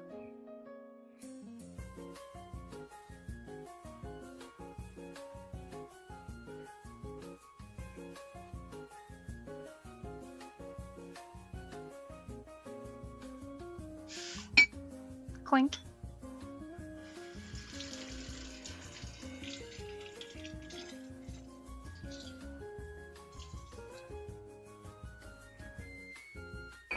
I'm using so many of the paper towels. Rip rop. Stuff are for using.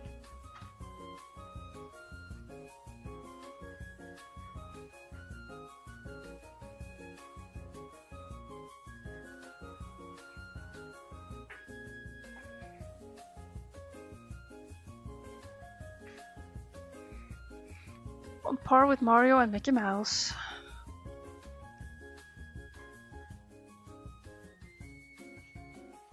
Yeah, something's been part of many people's lives. You're not alone in that. I grew up with Mario.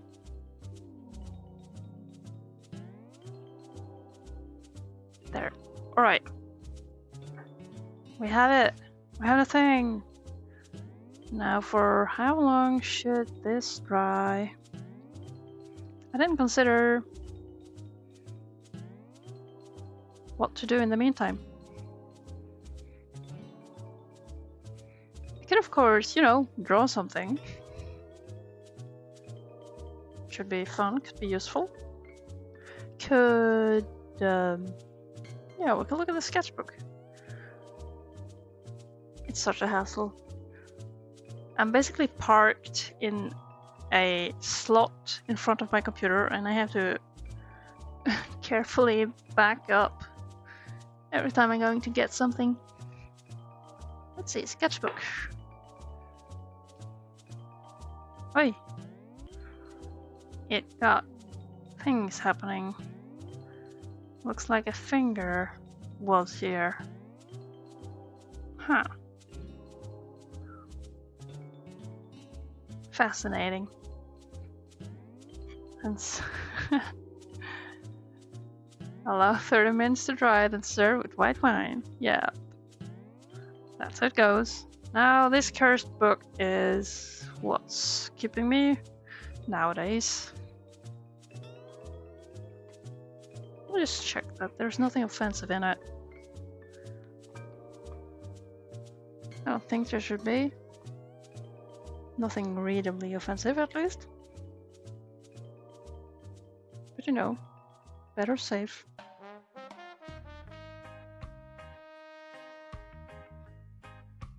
Looks quite safe.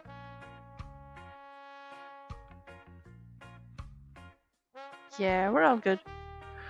Alright.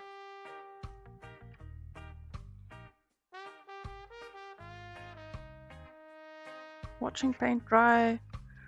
Sketchbook door. Oh, I should probably have flipped it over. The paint over here is wet. Ah! Oh, the space. Clutter. Yoof. Closing that for now. Yes. Alright. You have this exact sketchbook? 10 years old? Oh, dang. I think I did buy this within the last 5 years or so. But I remember having these, one of these ones. I loved it. Then I bought another one and I hated it and I couldn't figure out why. The reason why I found out later was that the texture on the paper on one side is not the same as the other side.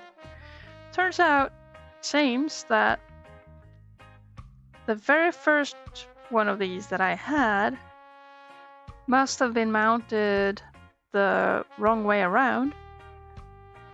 So I got the smooth side up, while most other books had the rough side up. And it took so long to figure out that. And I was just looking through these books whenever I was trying to buy one, I would check it for the texture and everything, and I just couldn't find the right one. Since then, I've stopped caring about the texture of this book because it's something about the spirals that don't inspire me. Extra food with pigeons in town recently. Oh yeah, it's getting colder. This is me trying out some ecoline markers by trying to draw feathery friends. Ecoline markers I have yet to befriend. This here was done with acrylics actually. It's quite abstract. I was just trying out things. Feeling creative. I do think it looks like kind of a ski slope between some trees or something. but your mind can make it be whatever you want it to be. Blue page, yes, it's a blue page. Here we have some doodling.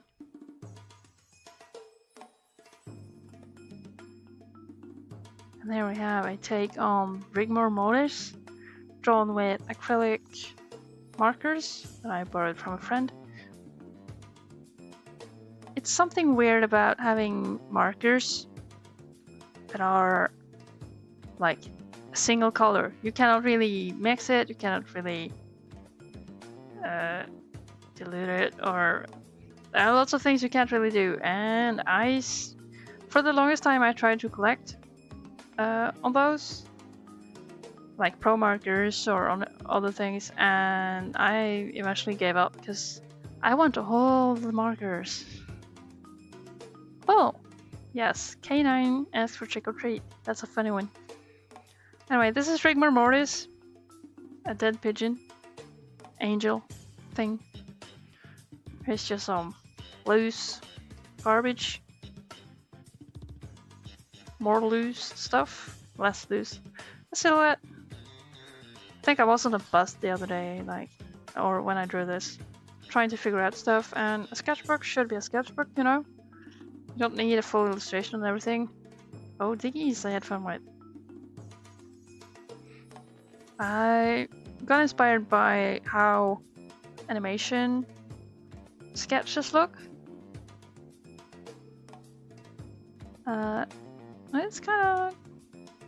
It's its own look when you have this with like the lines and the strokes and everything. And it can be really fun. I'm not sure about like the analog part of it, but for a while now in Clip Studio, I've been trying to do like the anime workflow with kind of mechanical lines and very simple cell shading and everything, and coloring in that. Super fun. I did a demo of that the other day.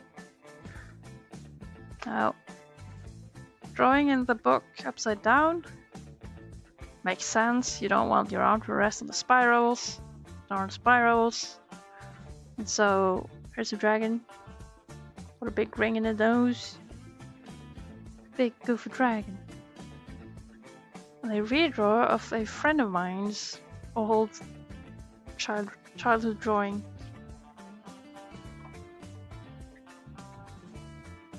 More stuff. Now, the reason I don't just do sketchbook tours is that I do turn stuff around. So having to flip the book over every time I do like flip to a new page, it's kind of cumbersome. Now this little guy. This is a fun little guy.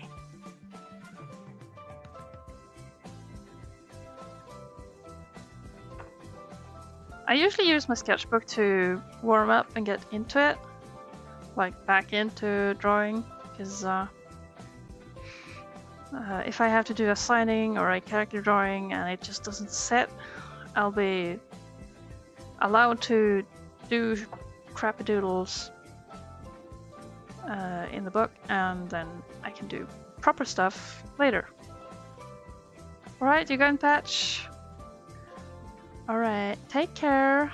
Have a beautiful evening. So there was this Drawtober thing happening. I did this one drawing. And I'm happy with it. Here's some plotting and planning. Me planning out a signing drawing for, or signature drawing for the comic book I made. Here are some salmon, some chicken, a fat little guy.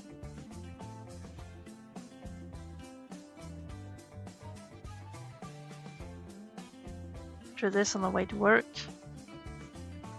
Inky Pants mascot. She's a charmer. The other thing I use sketchbooks for is planning projects or compositions. So I'll redraw like the same thing all over again. Here I was trying to make a gift for a friend, and I wanted to figure out the composition because I was going to paint it on a canvas. Tried out different sorts of things. Made space there to do different takes, which I didn't do.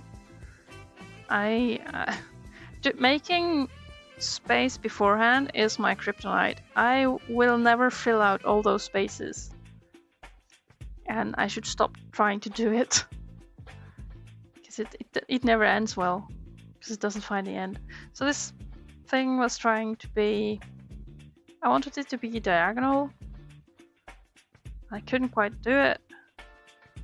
Struggled with getting the view right until I got like this one, which I then could trace onto some baking paper or something and trace it back onto a canvas so I could paint it. Oh, here we go. Here you can see some ghost of the trace. Actually the mirror tracing. Oh, yes, turning things upside down. Here's these are warm-up drawings for more signings. I'm just going through this whole book now. It's not finished, but I'm waiting for paint to dry. What you gonna do? More warm-ups. I'm very fond of this one. It's something about it. Early in the mornings, or like before I've started moving pencil around much, I do not feel connected to drawing at all. And so it's always that, well, whatever. I do not feel ready for anything, so let me just do the scribbles and see what happens until I start feeling like I have the control again. Devious smile, yes. I often tend to draw angry faces. Oh, lots of names. Whoosh, shoo. There we have that ugly Christmas sweater that ended up being my main signature drawing. And also the sword, the Christmas sweater.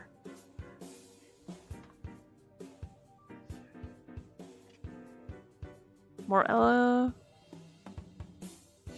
I used to be as a kid, I used to only draw on one side of the paper. Now I am happier if I can fill a sketchbook, so I try to fill it as best as I can. Drew this on my way to work with ballpoint pen. It was fun. I like the surprised bird here. And the tree, actually. The tree was nice. More ballpoint pen. Kind of idle drawing. Floating foliage. I tend to never do very, say, detailed or fine drawings of nature things. So concept drawing is super hard. Can't really do it. We have angry pirate. Here's Ella. Maybe on a ship. Rats. Creatures. Oh yeah. More doodles. Warm up. Doodles for signing. This was a fun one. Like trying to turn off the brain and especially zoom out a little, actually. I tend to be too caught up in wanting fine detail when I am way happier just drawing bigger. So I'm trying to draw bigger and less detailed and live a happy life, pretty much.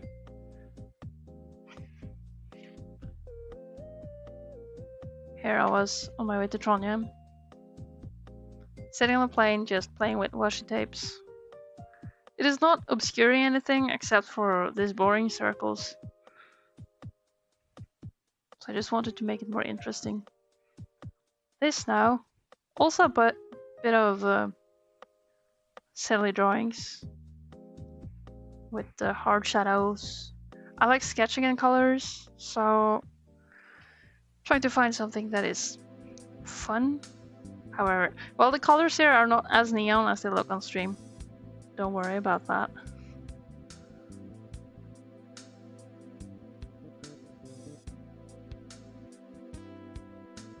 But the combination of pink sketch lines, dark pink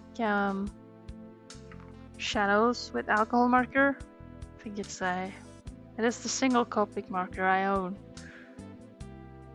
Plus an more light pink Ecoline marker.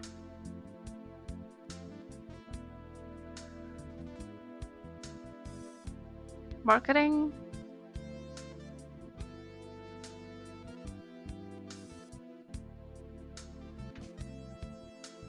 This is a Gru, as they are pictured in Teslagrad, a fun game.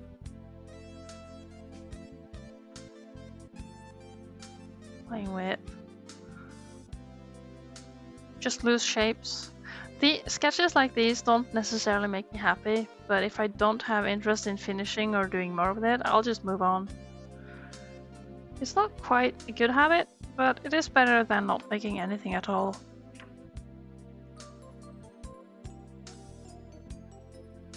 Ah yes, this one. I like this one. It is a fine smile.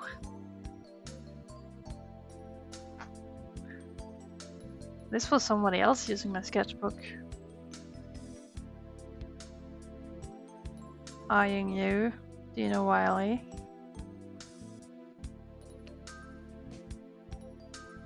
More things. Lovely smile indeed.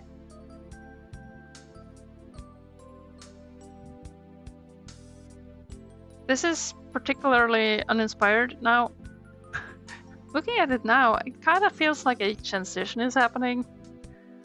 Like sickness hits, blooms out, and the host deflates. Is what it looks like. Uncanny stuff.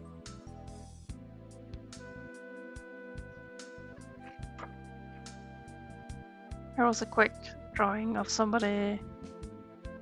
I was shown pictures of two pigeons and felt like the challenge was to draw not a true Gajinka, but just transform it into either a human or whatever. And so one pigeon became a motorcycle. Or well, is it 3 or 4 wheels? I don't know. A vehicle. More pink sketches drawn at the airport.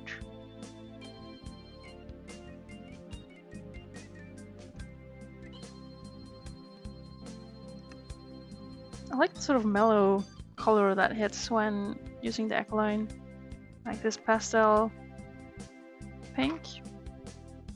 Here we are, more uninspired stuff, like me not knowing what to draw and then just throwing stuff at the page. Lines.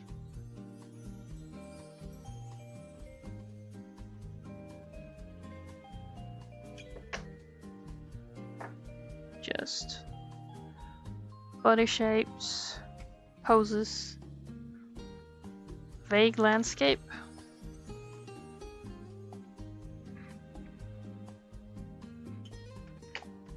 More landscape. Some limonade.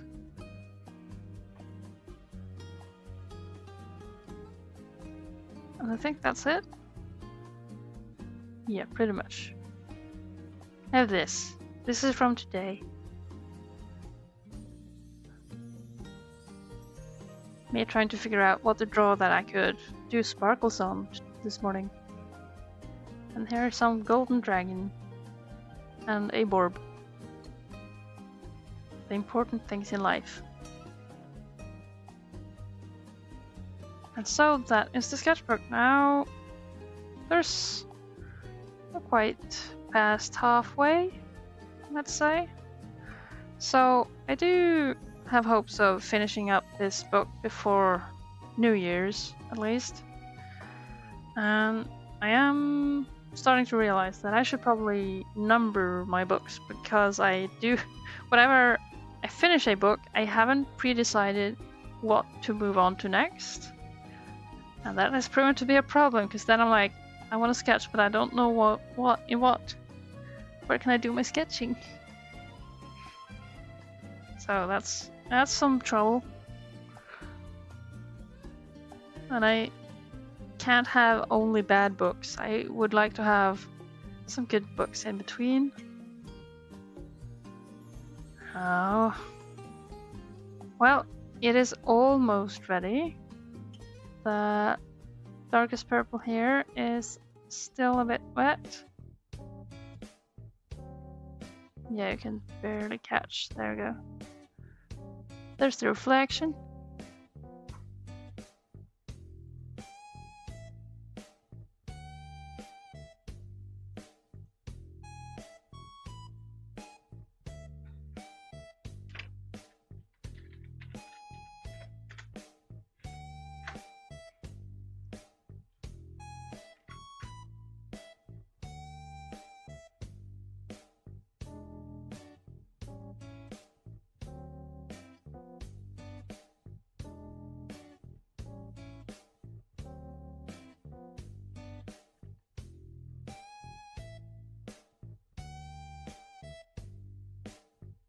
These shifting hollows are so crazy.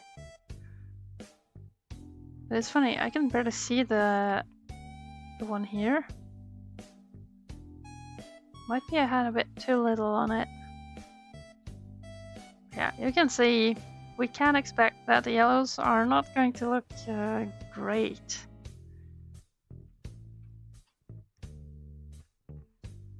But I suppose I can start setting up my, like, choosing what colors to start with. Now I have some things that are just small testers. But I have these from Lisa Linka. They have names underneath. Prism and Sky.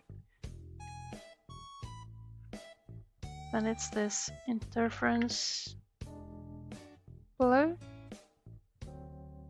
which seems to have some residual bits in it from something, but don't know quite what. There are some gold sparkles in one of these blues that is also a tester, but I don't think I'm gonna use that in this. So I gotta see if I have space for everything, which I don't think I have, given the count. Here we go. All my colors.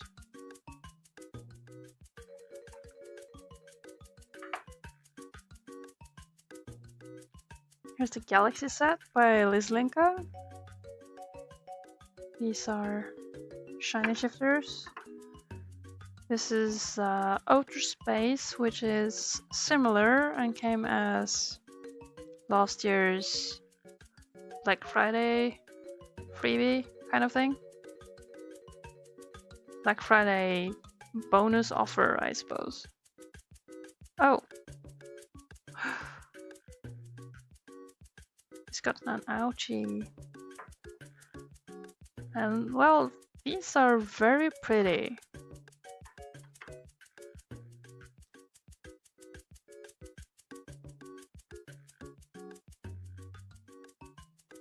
But which should go first?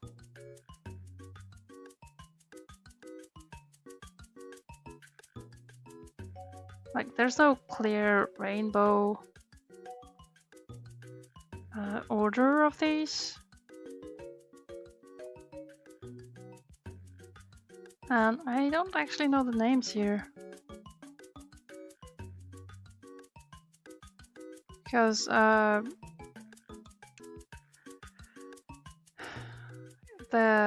casings here, they do differ from the regular ones. These are just half pan or so. Well, this is, or is that quarter pan? I don't know my pans, but this is a fuller pan than this one, which means this one has a full bottom to put a sticker on. So this is named Prism. These kind of skimped on the resin, and so sticking a name on it wasn't so easy.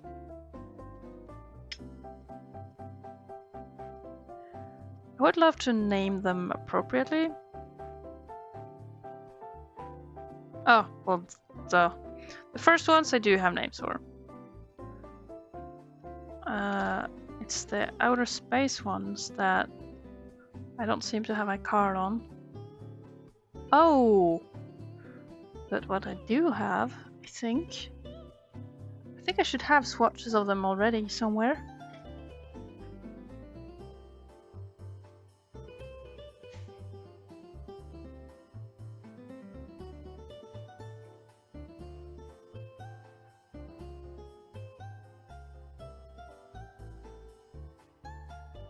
Yes.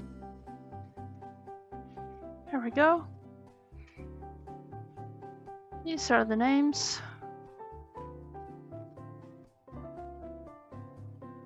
They are quite strong.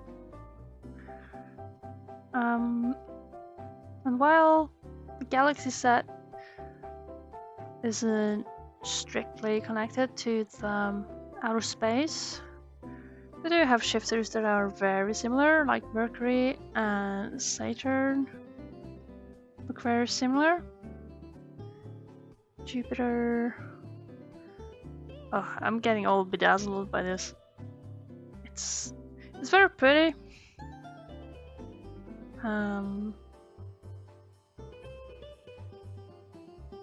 Yeah, I'm not sure. Maybe I should do it by set and not try to make some logic to it. I might be better off without logic. But at least I got my swatches. Got names. So that's sweet.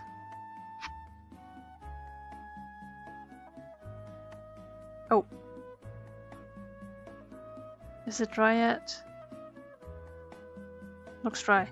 Finally, we can start. We can start doing the thing. I'm gonna hydrate.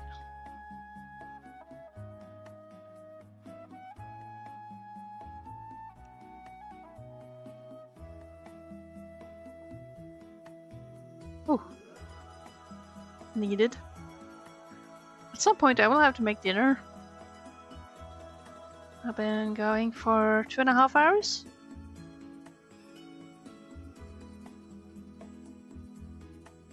No, birdie, don't come over here. There's things to knock over. Bird is looking curious this way. Yes, so I think the first logical one to start with is Prism. Linka Prism. I should probably use just a marker to plan this out. Well, not exactly plan. Let's see. Since not everything is Linka, I would probably have to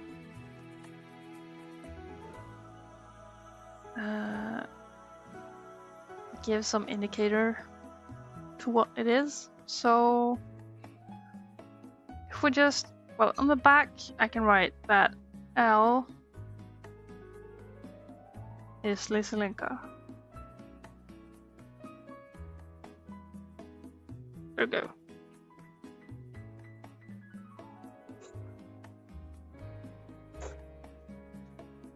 Now, L prism. That's the first one out. Wish me luck. Probably, I will not be having too much like of these iridescence things. Oh, I didn't do the counting yet. So that's 1 for prism, 1 for sky. That makes 5. 9. 10, 11, 12. Okay, there is space. We should be safe.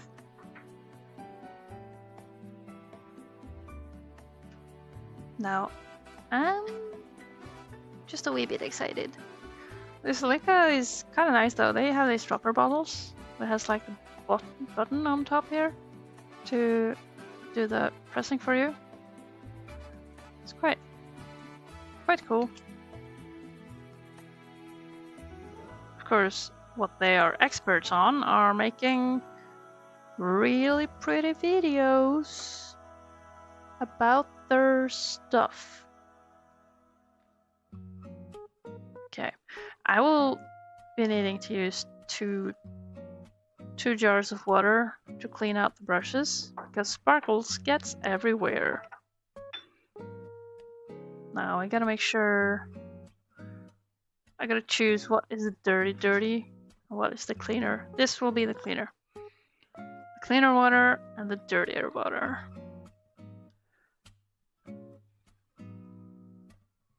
So first we gotta activate this paint. Should I even try having it on the palette?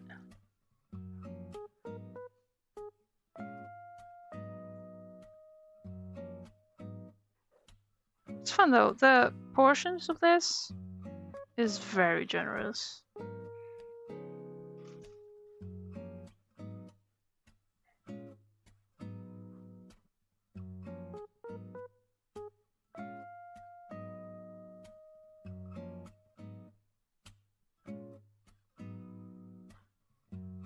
My eyes are tuning out. Whoop. See if I can lift this and show. Like it looks freakish. I think maybe with the filter, you don't really see the holo as good, because this is all about reflecting light and stuff. Maybe I chose the wrong day to do have the lens on, but it does like sparkle like the rainbow, except it's gray. My least favorite, but it has a very pretty shimmer going on.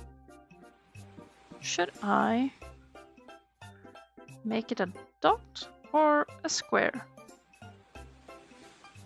I think I wanted a square. There we go. It's a little TV.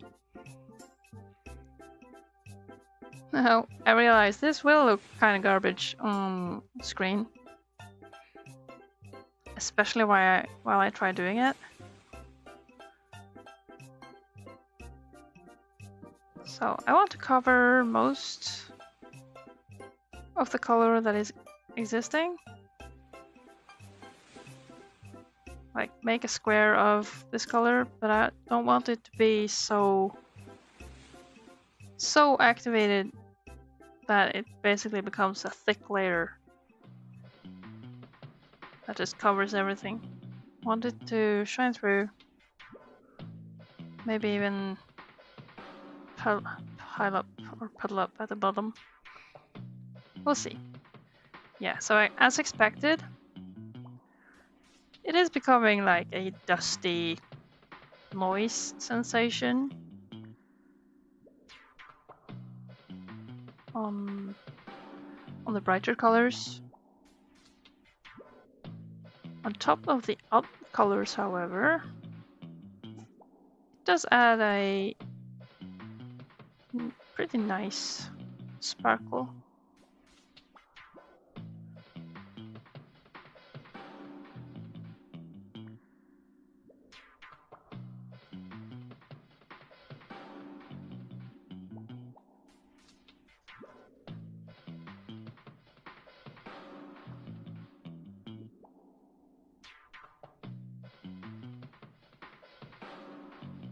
There we go.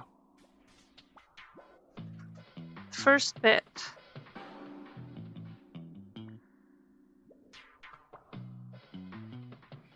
Now to clean this off. I feel like most of it should be dabbed onto a towel. Just to get as little sparkles as possible stuck on the brush and in the water. Because the water will get full of sparkles. Now that's kind of fun. I would say that given that the sparkle is a gray hollow, kind of, can't really tell from the resolution of this, but it works well with cool colors. For the warmer colors like the reds and the yellows, it is better off being a warm sort of hollow. So like a gold hollow or rose gold maybe. That is cool. I like that. I should probably have a safe space to put this.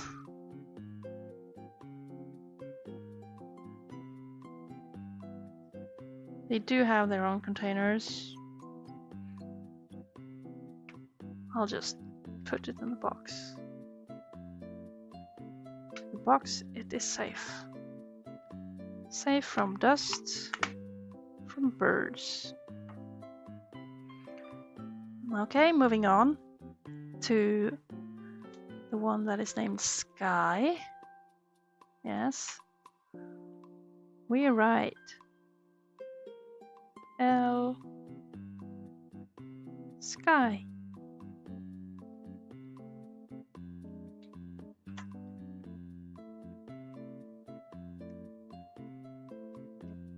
Ah, yes. Back to activating.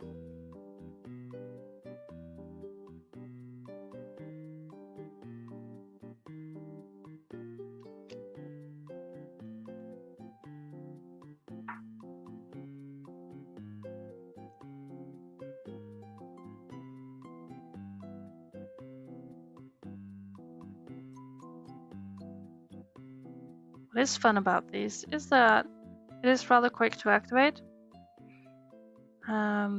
As far as I understand, many of cheaper shimmer or gold kind of paints, they tend to require a lot of time to activate. But these are quite seamless. Oop, hiding. Not letting you see. You can tell this is more like an icy blue.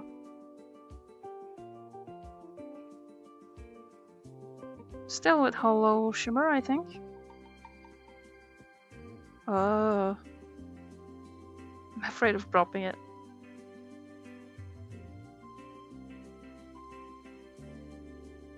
So I'm dropping a thick load. Unlike the primary swatch. And then trying to dilute it a bit. In order to layer it on top of my swatches. Now, I expect this to look better on the cool colors as well.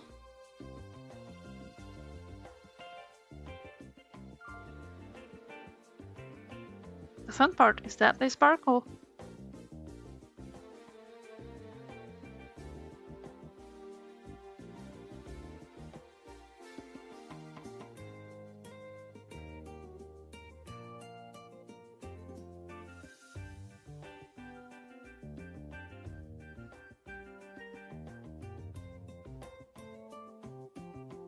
Oh yes, cooler colors, instantly better. Looks very good on the turquoise green, sea green.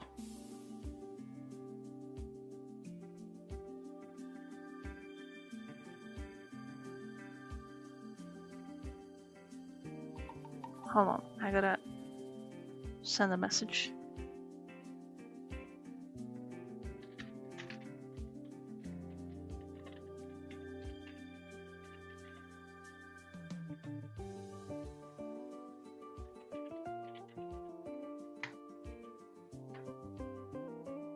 There we go. All right, back.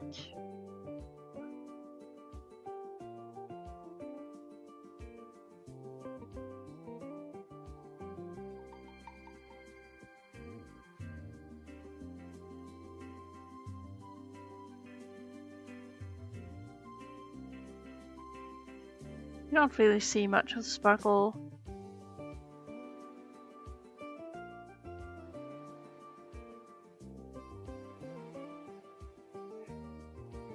Not on camera.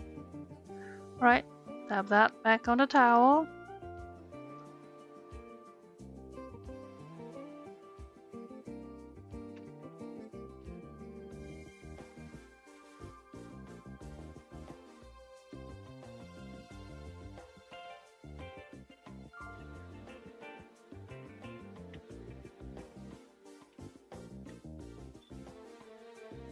Right, the cleaner water.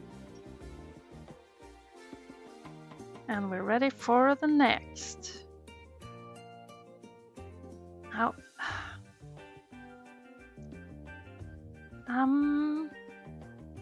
Okay, I'm feeling a bit like I should do this side by side, this Orion one.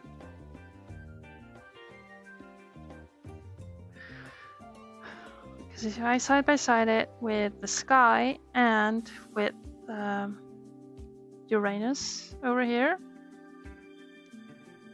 we should get a fairly good idea. Or I could do Neptune, that is from the Galaxy set. Point being that the Orion one here seems to quite belong together with a bunch of blues. But I don't know, should I?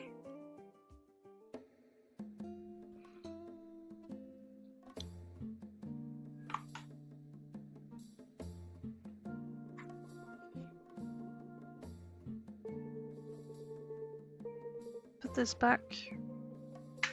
A safe space.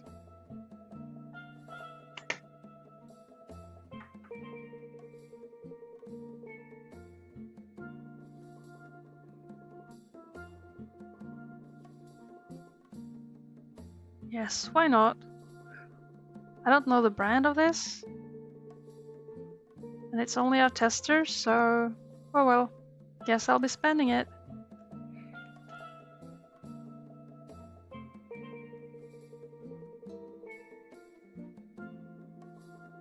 Well, it's on a heart, so I'll just...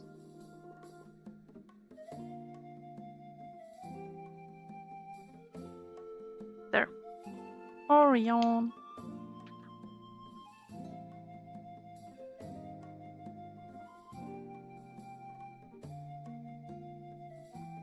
Yes, using a dropper bottle on this too? Oh. Look here. I'm covering up so much of the screen. Sorry. Because my head is just too big.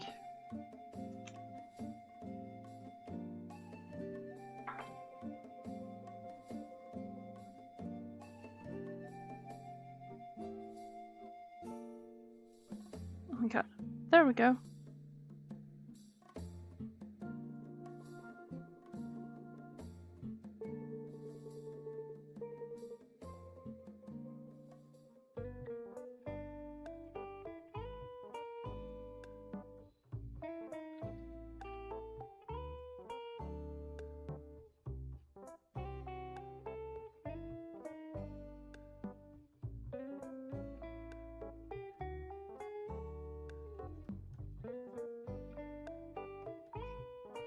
Oh no. bird went somewhere, he's not allowed.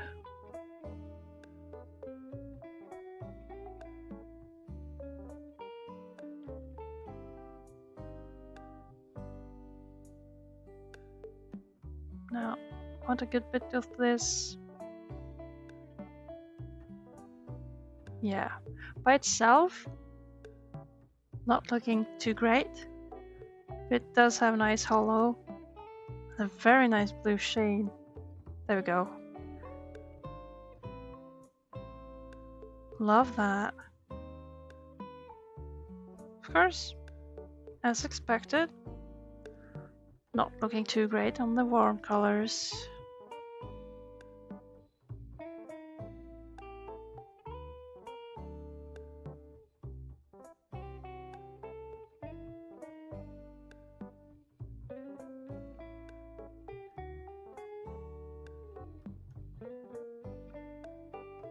I want more water. Ah, the set is in the way. Sorry, if I happen to do stuff outside the frame or outside the picture, don't be afraid to, you know, complain about it. It is your right as a viewer to see what I'm doing. Or at least to see what I'm trying to show you. There we go.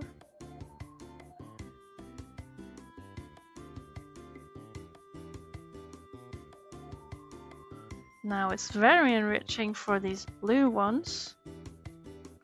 Art Grizzler on YouTube, hello! Welcome!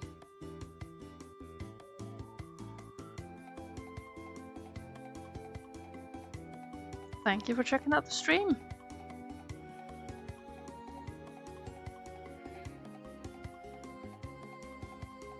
Now that's the Orion one. I have no save space for that little piece of paper. And I shouldn't have... I really shouldn't be using the glitter on this palette, because I don't want to waste the tiny amounts of glitter I have, so now I will have that stuck on the palette until I feel like I've spent enough of it to wash the rest away. That's not optimal. I'm sorry. Future me having a rough time.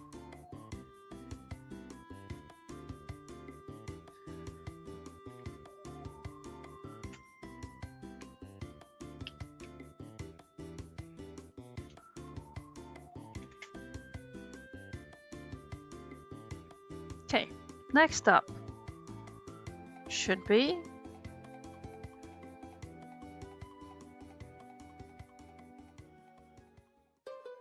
the Uranus or the Neptune. Now these I would love to have as sets, but I think I will be happier with myself if I just mix them. I mean, my swatches here tell me that it's what set they're from.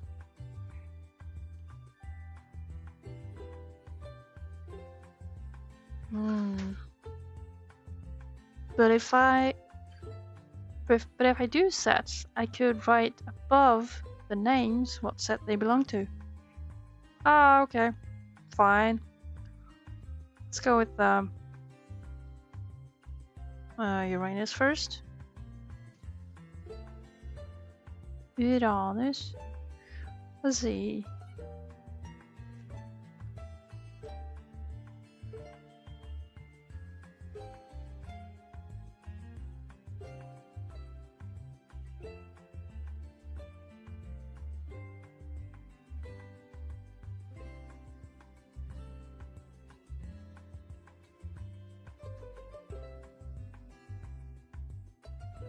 Now the birds are getting active, so I gotta make sure they don't go spaces where they should be.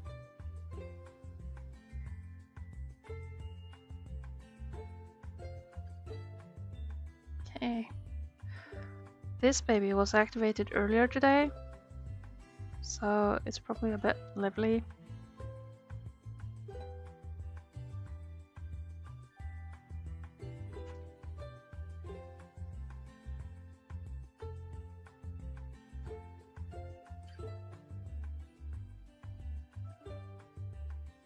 Oh, yep, that's thick.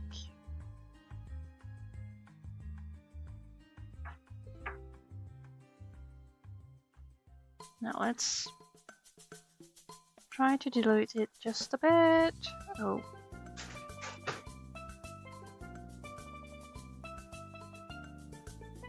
Bird hit the floor. What's this? Okay, just go for it.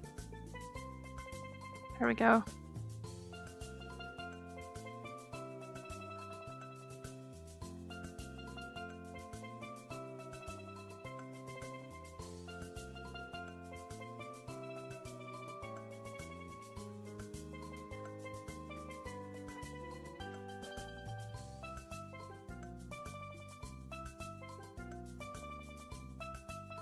Oops, that's a bit too thick. But it does look quite good on top of like mossy green. The light green is a bit too light for it. But the blues are taking very well. And it doesn't quite fit the purple.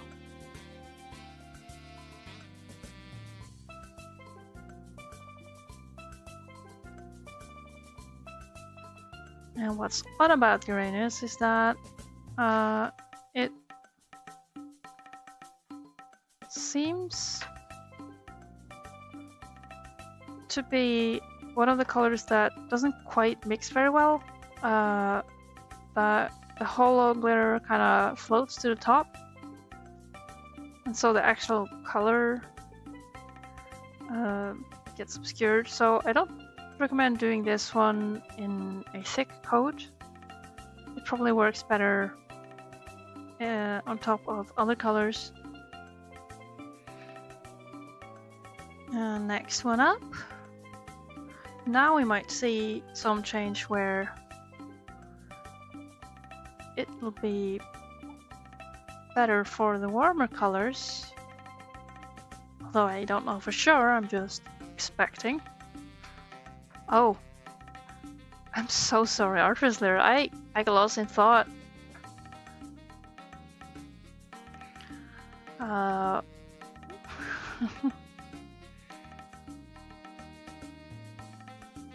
Let's see.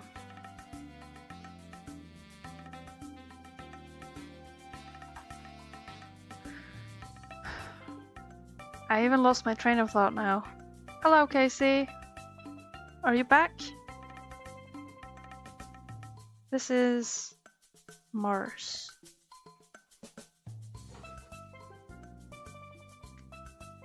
You're done?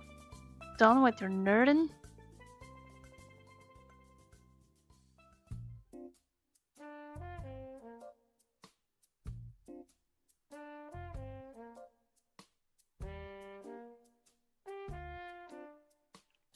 Well, great job. You completed your nerding. That's good. Norfie, you keep on ditching.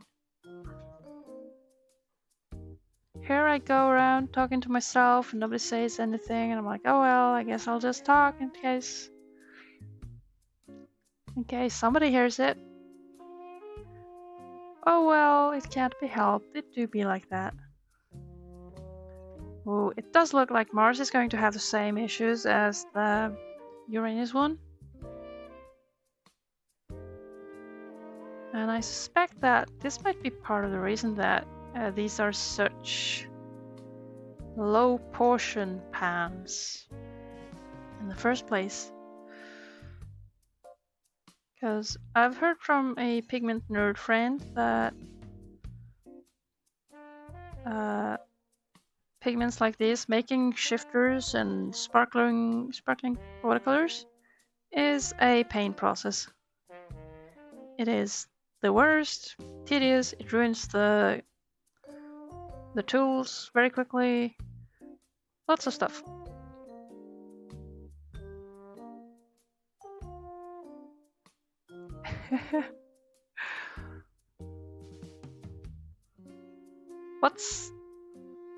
What's the vulgar?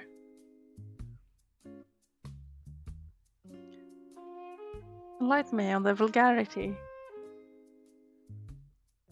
Oh yeah, of course. You mean the vulgar use of English in Norwegian daily speech?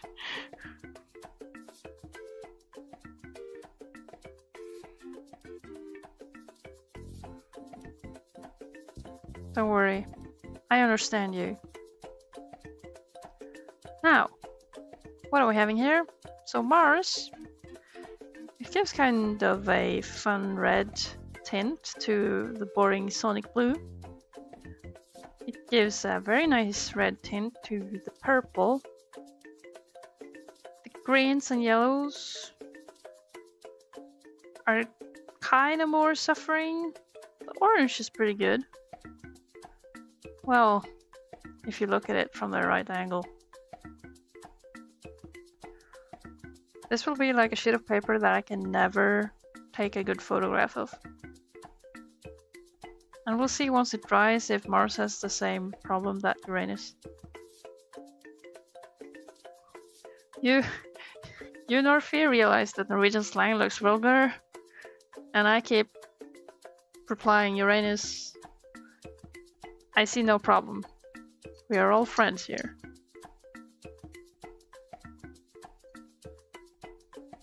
Okay. On to the next, which is Saturn. Saturn?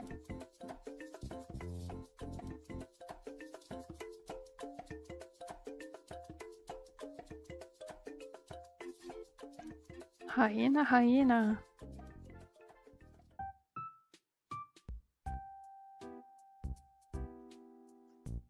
There we go. Saturn. Now I just sound like I'm blasphemic.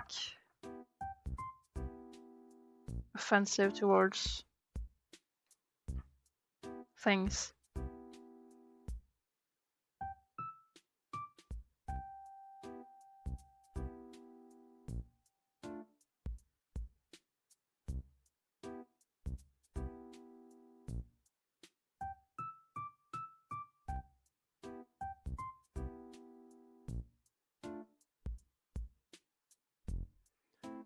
Wow, you get so much of sparkle from such a little bit of it that it's hard to dilute it enough to make it not cover up the whole thing. I'm trying to be subtle, but I want more. Arg. So hard to resist. Now what's funny with these shifters is that they will shift between cold and warm, kind of. Some of them are like purple to blue, some is green to orange or green to pink. You might start streaming. Ooh, that's neat. Saturn. It's that one. Hold on. Yeah, give me a second. I have to finish up the Saturn column, or otherwise I'll get lost.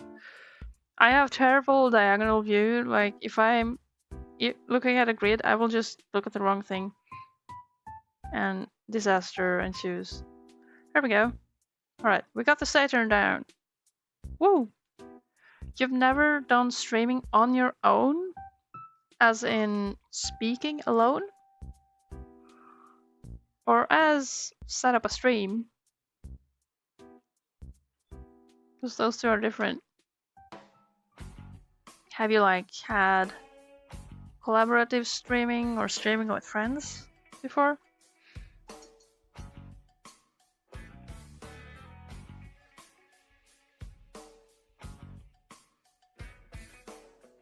There we go. Saturn E-box. There we go. Boop. Magnetic acrylic cover. These are so fancy.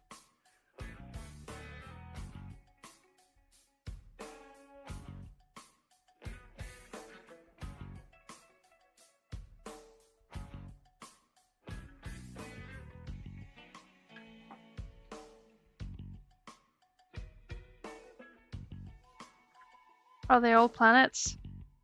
Oh well, this particular set, yes.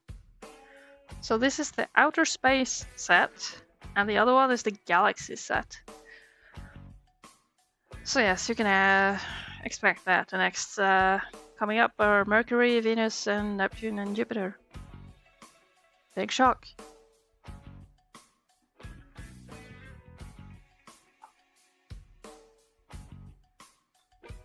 Right here.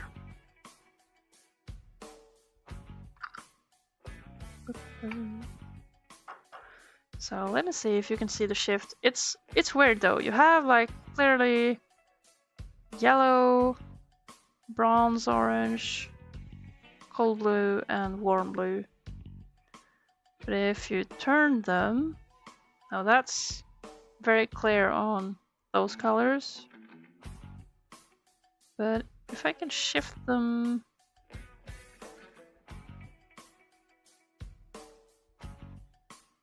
so in certain angles,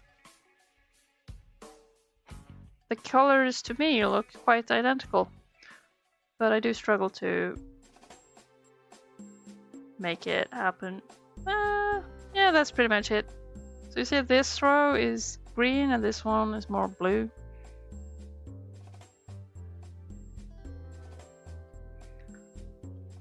And Murphy, you've been a guest commentator on multiple streams, but never been alone. Ah.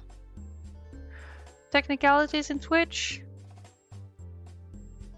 Pretty much easy to set up. I think what's more important is like the mindset you go in with, especially on your own. And for that, you can look at streamers who inspire you. I personally like streamers who are pretty quiet most of the time and don't make such a fuss about making a show about everything. I don't like loud streamers, so I'm pretty much an outlier on that one usually, but then again, I mostly watch speedruns. So on your own, it's good to be good at explaining what you're thinking about, either about the drawing, what you're doing. Like, might be a good idea to not spill your whole life story if that's not what you're intending. That kind of deal. Oh wow, now you can see this set, how it's just real. It's kind of doing this, Mick. But yeah, people are good at speaking on their own, just talking about what you're seeing and stuff and like what you want to do. I mean, sometimes I just put the words that I'm observing that some of these colors, like the warmer shimmers, do better on warmer colors, and opposite, like vice versa on cold ones. That kind of deal. Depends also what kind of crowd you want to attract. And also, don't worry if nobody bothers watching. I'm kind of doing this for archival purposes for my own part. I just want to stack up some videos on YouTube. So I double stream to both YouTube and Twitch at the same time. Meaning that I don't have to separately upload any videos myself. They just happen to be there and show the Twitch chat.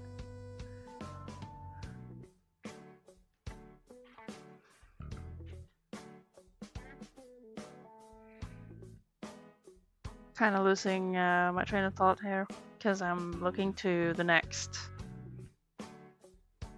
the next thing. Let us just start with Mercury. Which is Mercury?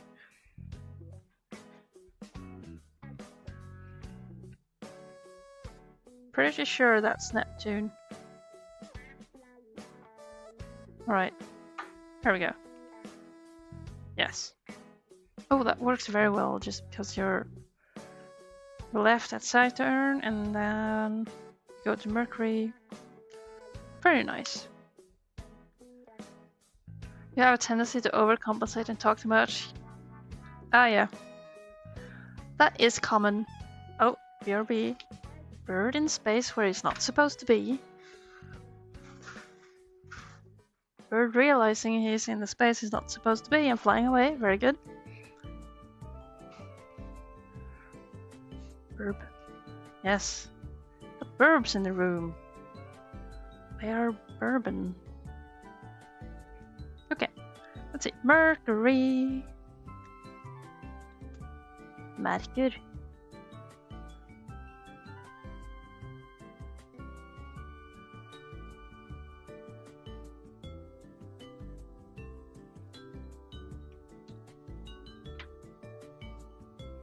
I should just do all of these.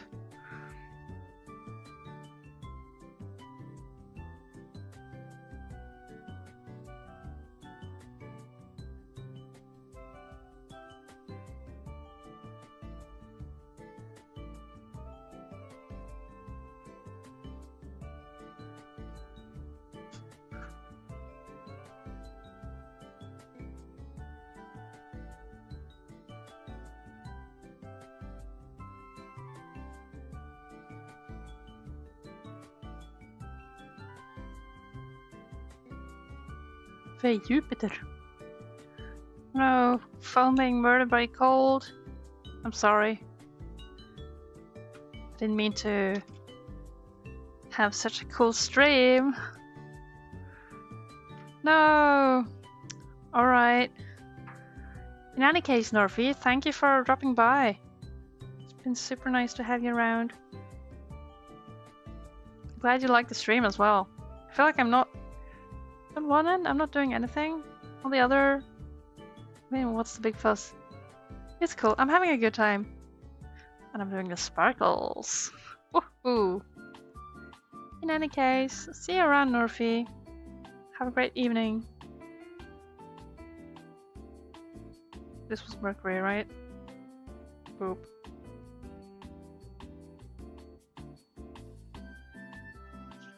Oh, I'm glad you like the streams. That makes me happy.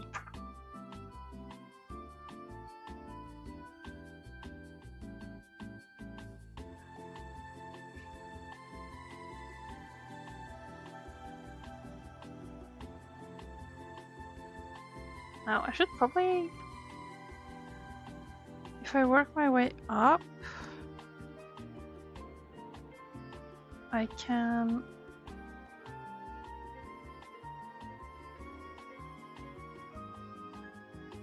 Wait, I don't dare. I was thinking that I can do each of these kinda diluted before the swatch, like before the pan activates too much.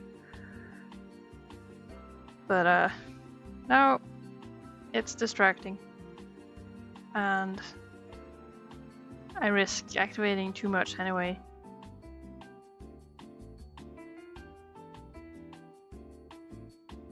Oh, but I am looking forward to making dinner later. I will fill this chart before leaving the stream. That I will. Because I want the complete video of filling this swatch.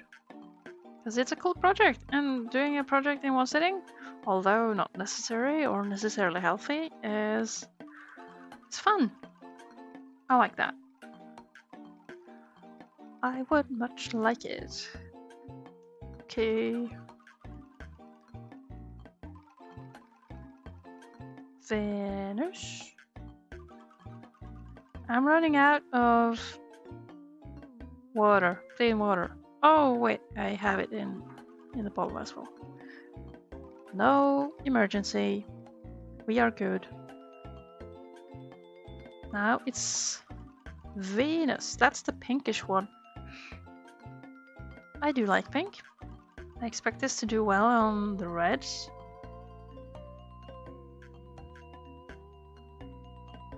Edge over. Those are long, huh?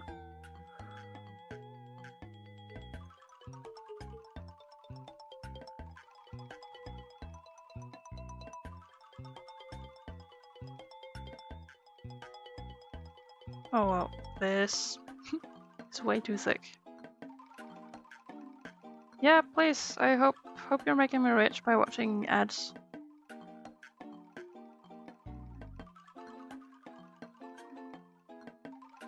You watched 4 ads for the bank you already have. Great. Well-targeted ads, eh? That means you're in their demography or whatever.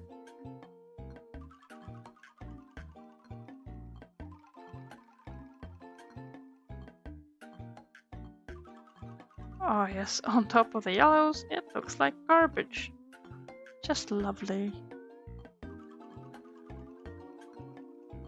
I get like Red Bull ads, I get AI ads, like I don't think that internet has figured out the hate base for AI stuff.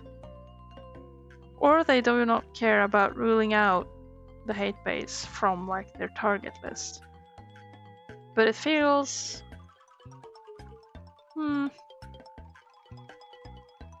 I guess I should be happy about them just hopelessly trying to show ads to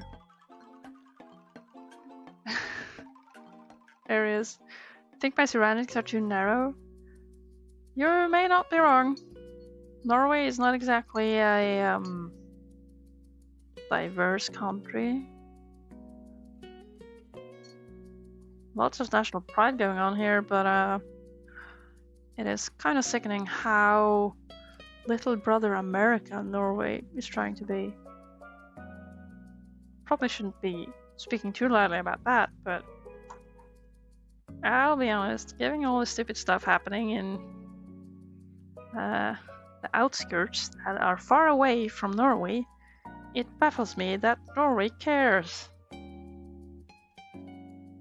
about things that are hateful, dangerous, and kind of hostile towards humankind. And yet we find supporters in the country. That baffles me.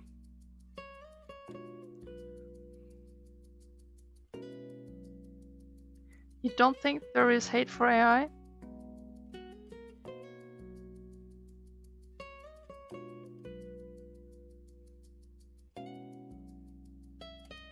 Elaborate.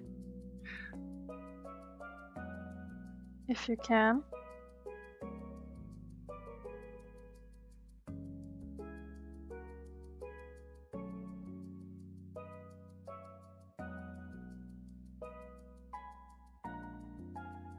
More accepted than hated.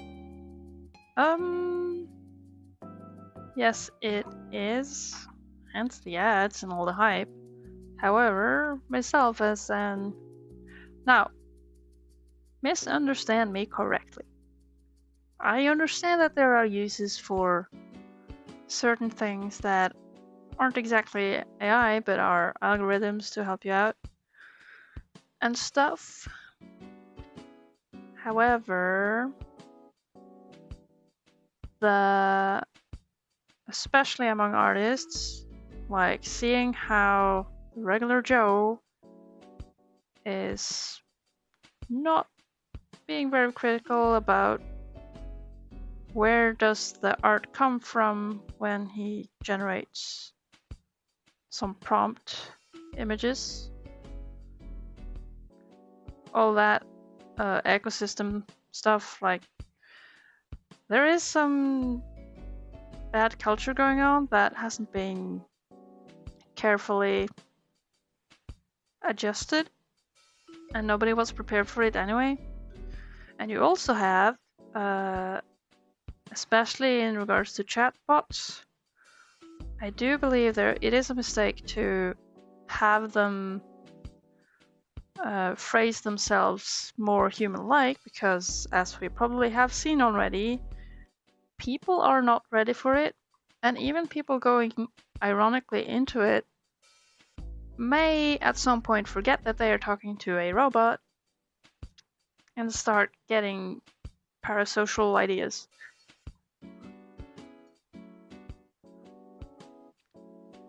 Oh, the artist being a small percent of the population? That is true.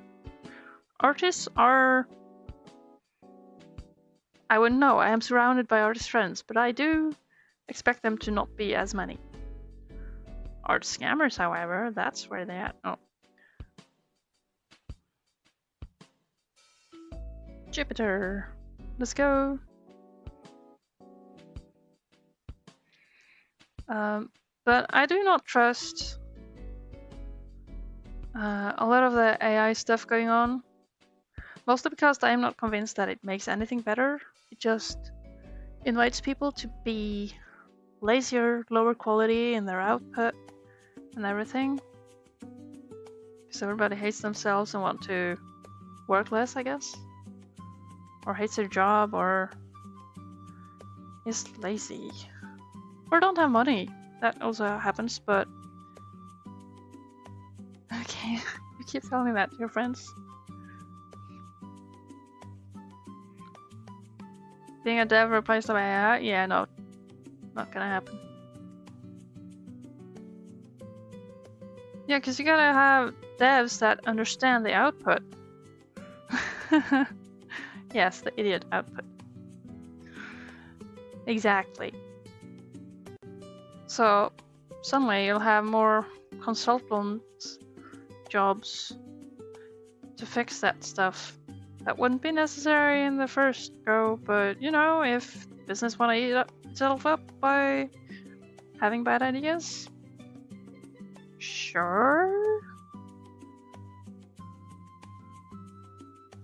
How would you X with AI?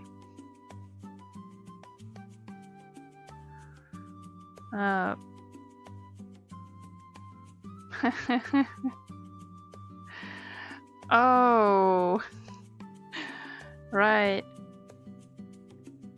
Can we fix that with AI? Do you understand AI? That is like, until you have a just grounded understanding of what AI is, why it shouldn't be called AI and what it does and where it takes stuff from, unless you understand that ecosystem, do not ask, can we solve this with AI? Is that guy stupid? No. Look, you got me started. I'm sorry, I started it. But, well, nobody can really talk back to me right here, right now, so it's fine, but nothing pisses me off more than the unironic hype and just completely careless enthusiasm over AI stuff. Like, there are some pretty big ethical things to consider in many sorts of AI. For text, there are certainly things to consider, like the quality of output and how much do you want to deal with stuff being meddled with. And you already see now how people are harassing each other for sharing AI text output. So, you know, people really want to be talking to people, I think. Even people who hate people prefer talking to people over a bot. Except for people who make the bot their partner. But, you know, that is already an unhealthy place. But yeah, Casey, you're a smart guy. I'm sharing my opinions with you because I trust you. I trust your competence. Now, the part of the reason, like, I don't really understand AI, however, I do have some conceptual impressions that I think are fairly accurate. However, until I know enough about it or understand it properly, I'm not going to be like, oh yay, what a cool magical tool. This can solve so many problems. However, I guess one of the more fun parts about that is how all this AI spaz jazz is just frying people's computers, like big services and stuff. Or, well, at least I heard that, given that I don't really have a fair understanding of what it, like how everything works, except I think it requires a fair amount of processors or computer power.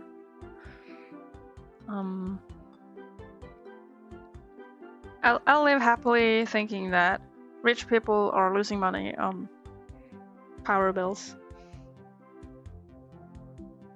It's a great toy, yes. People treat it like a real thing, which is another reason to just be super cautious about enthusiasm. Because you have people who will take a finger of enthusiasm and eat the whole friggin' hand because they think it's okay. So yeah, I'm extremely cautious about that. And whenever people are enthusiastically speaking about that, I am put in such a bad mood. Or if people want to show me something, like, oh, you gotta see this, let me show this. Even people who know that I hate AI and it pisses me off will be like, you're gonna hate this, I'm gonna show you. And I'm like, this is wasting my time. This is offending me. This does not gain any respect from me. So why? Why do this to me? Why waste my time? Says the smiling little gremlin in the video.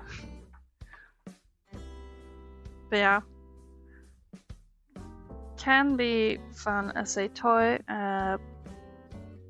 but I will not even accept that until there is a healthy distance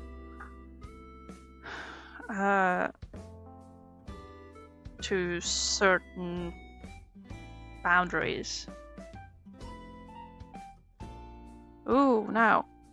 So I've gone through all my Lisa sparkles. Now only ones left are the gumdrop and this iridescent blue Daniel Smith. It does have some residual stuff going on, but I don't have to care about that. I'm gonna... Now, you got me yapping, but I'm glad I did some coloring. Feels like I wasn't doing it at all. It's me, Mario. Yeah, it is becoming super clear that warms like warms and colds like colds. With some exceptions being like the purple, which is fairly dark in value. That can handle pretty much all of these very well. That's cool. Alright. Gumdrop. What even is the brand? I'll leave space for brand later.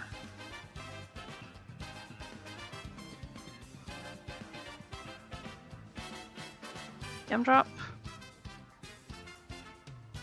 How does Gumdrop behave? Now...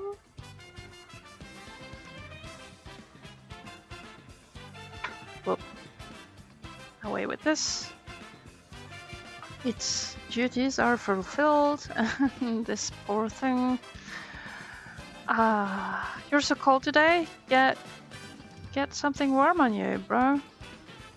Can't go around freezing. It's bad for you.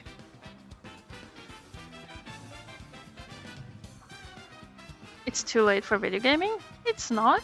How early are you supposed to go? Be up. It's like...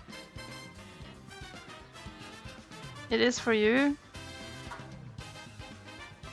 feels wrong. What kind of video game? Don't you know about size babies in Norway? Yeah, totally. We all do. And if you don't survive, you were not meant to be.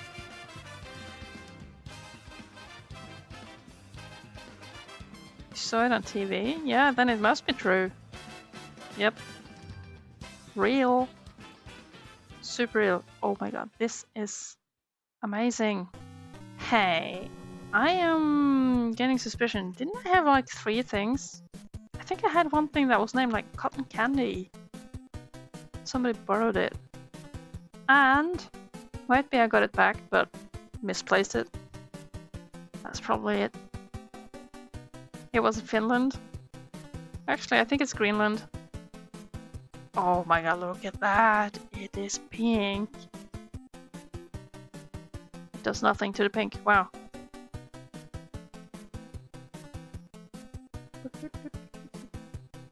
Sorry. Trying not to.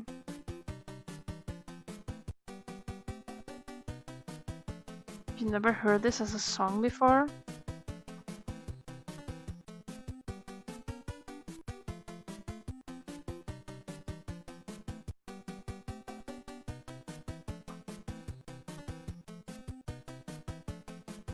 What do you mean never heard it as a song?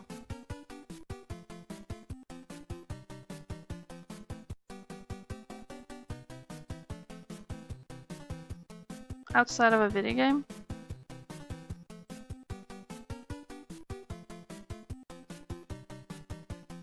I'm not following. This is a video game track.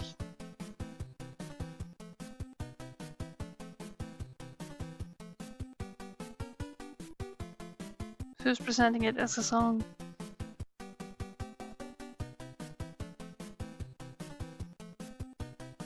Oh, you never heard it? Ah, I see, I see. Right. It's a good track, you know?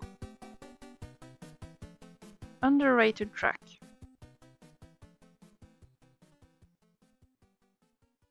There, now the gumdrop was tasty. Not a big fan of 8-bit. I get to. Get you. Some can be very... Some can just be too much, really. But I do enjoy some. There are a lot of from some old Mario games that are pretty banger. But it's very much in the style. So some things can be like tiresome to listen to. Dismiss your opinions when singing Mario song. Right. Ba, ba. Gotcha. But you can't get me to sing along. I know it is off sync. Like, my audio is worked. Or, well, I haven't fine-tuned it, because you have to do it live. Now, am I crazy? I'm fairly sure I had one that was called Cotton Candy, but maybe it isn't. Maybe it isn't mine. Maybe it exists, but it isn't mine. Because there was another heart like this. And if I had it and got it back, I have put it somewhere clever where I will never find it again. However, I think for the last one, I'm going to leave space open, because this is more like a shimmer. It's not exactly sparkle. So this is Eerie Blue Bloomy Daniel Smith. That is hard to make space for, but I'll do it on 2 lines. Okay. D S Eerie Blue.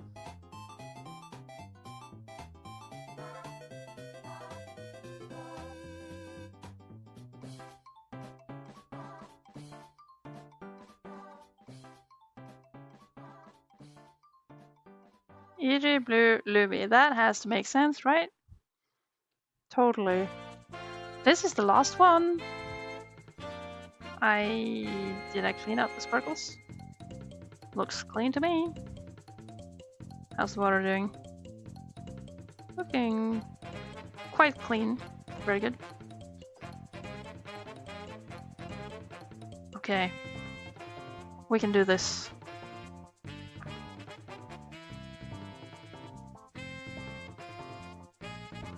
Three and a half hours. Unreal. Right.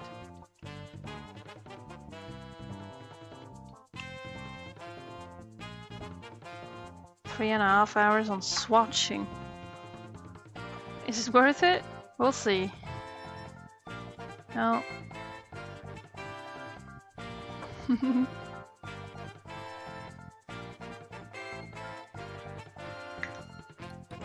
I think I got my plugins worked because in the dashboard I do not see the emotes. But they do appear. Let's see. Oh, come on. They do appear in OBS, so don't know what Brave has been smoking. Okay. Eerie Blue, let's go. So it's kind of a pearly effect more than actual sparkle. But you know, pearl is just a fancy word for shimmer.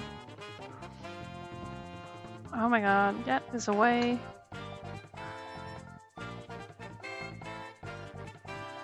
Like top of white, it does nothing. Top of pink, it doesn't look to be doing anything. Oh. Am I tainting it? I don't know.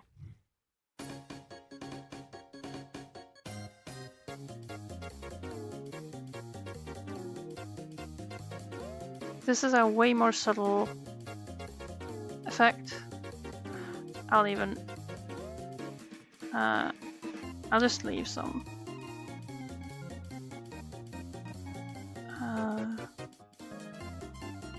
Geez, words. Stopping to work.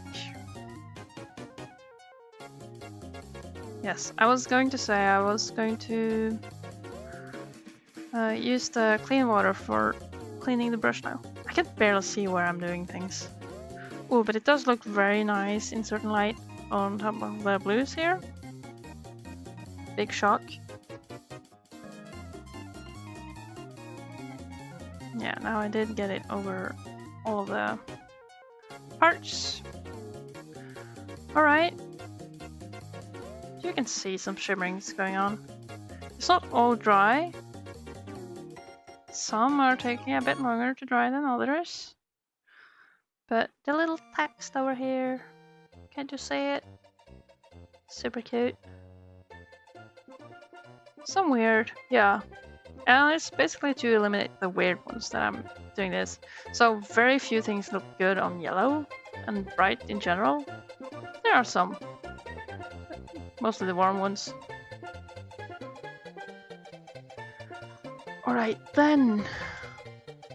I think we are done. Oh, it's been a ride.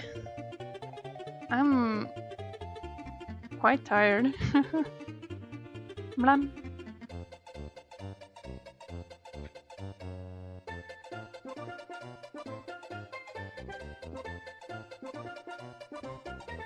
Do I have any friends that are on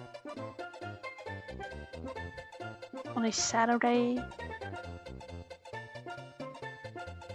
No, I think I'll continue feeling lazy and just not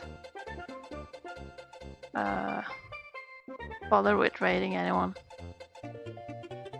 Usually I don't feel like raiding. But that's mainly because I'm not that good with Twitch yet. But it'll come. We hope. We pray.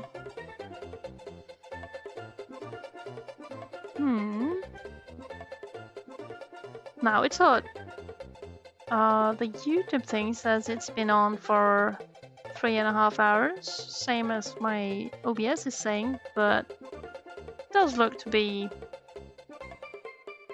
quite delayed. What am I going on tour? Stream tour? Signing tour? What kind of tour? Centaur?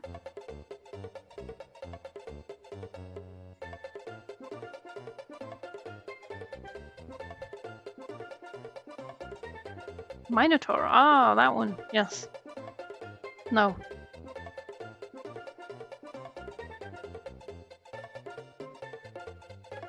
Anyway, I am done. I am happy. I feel fulfilled. It's been a good day. So, thank you. Thank you everyone who came by. Thank you all for watching. And hopefully I'll see you in the next one. Yeah!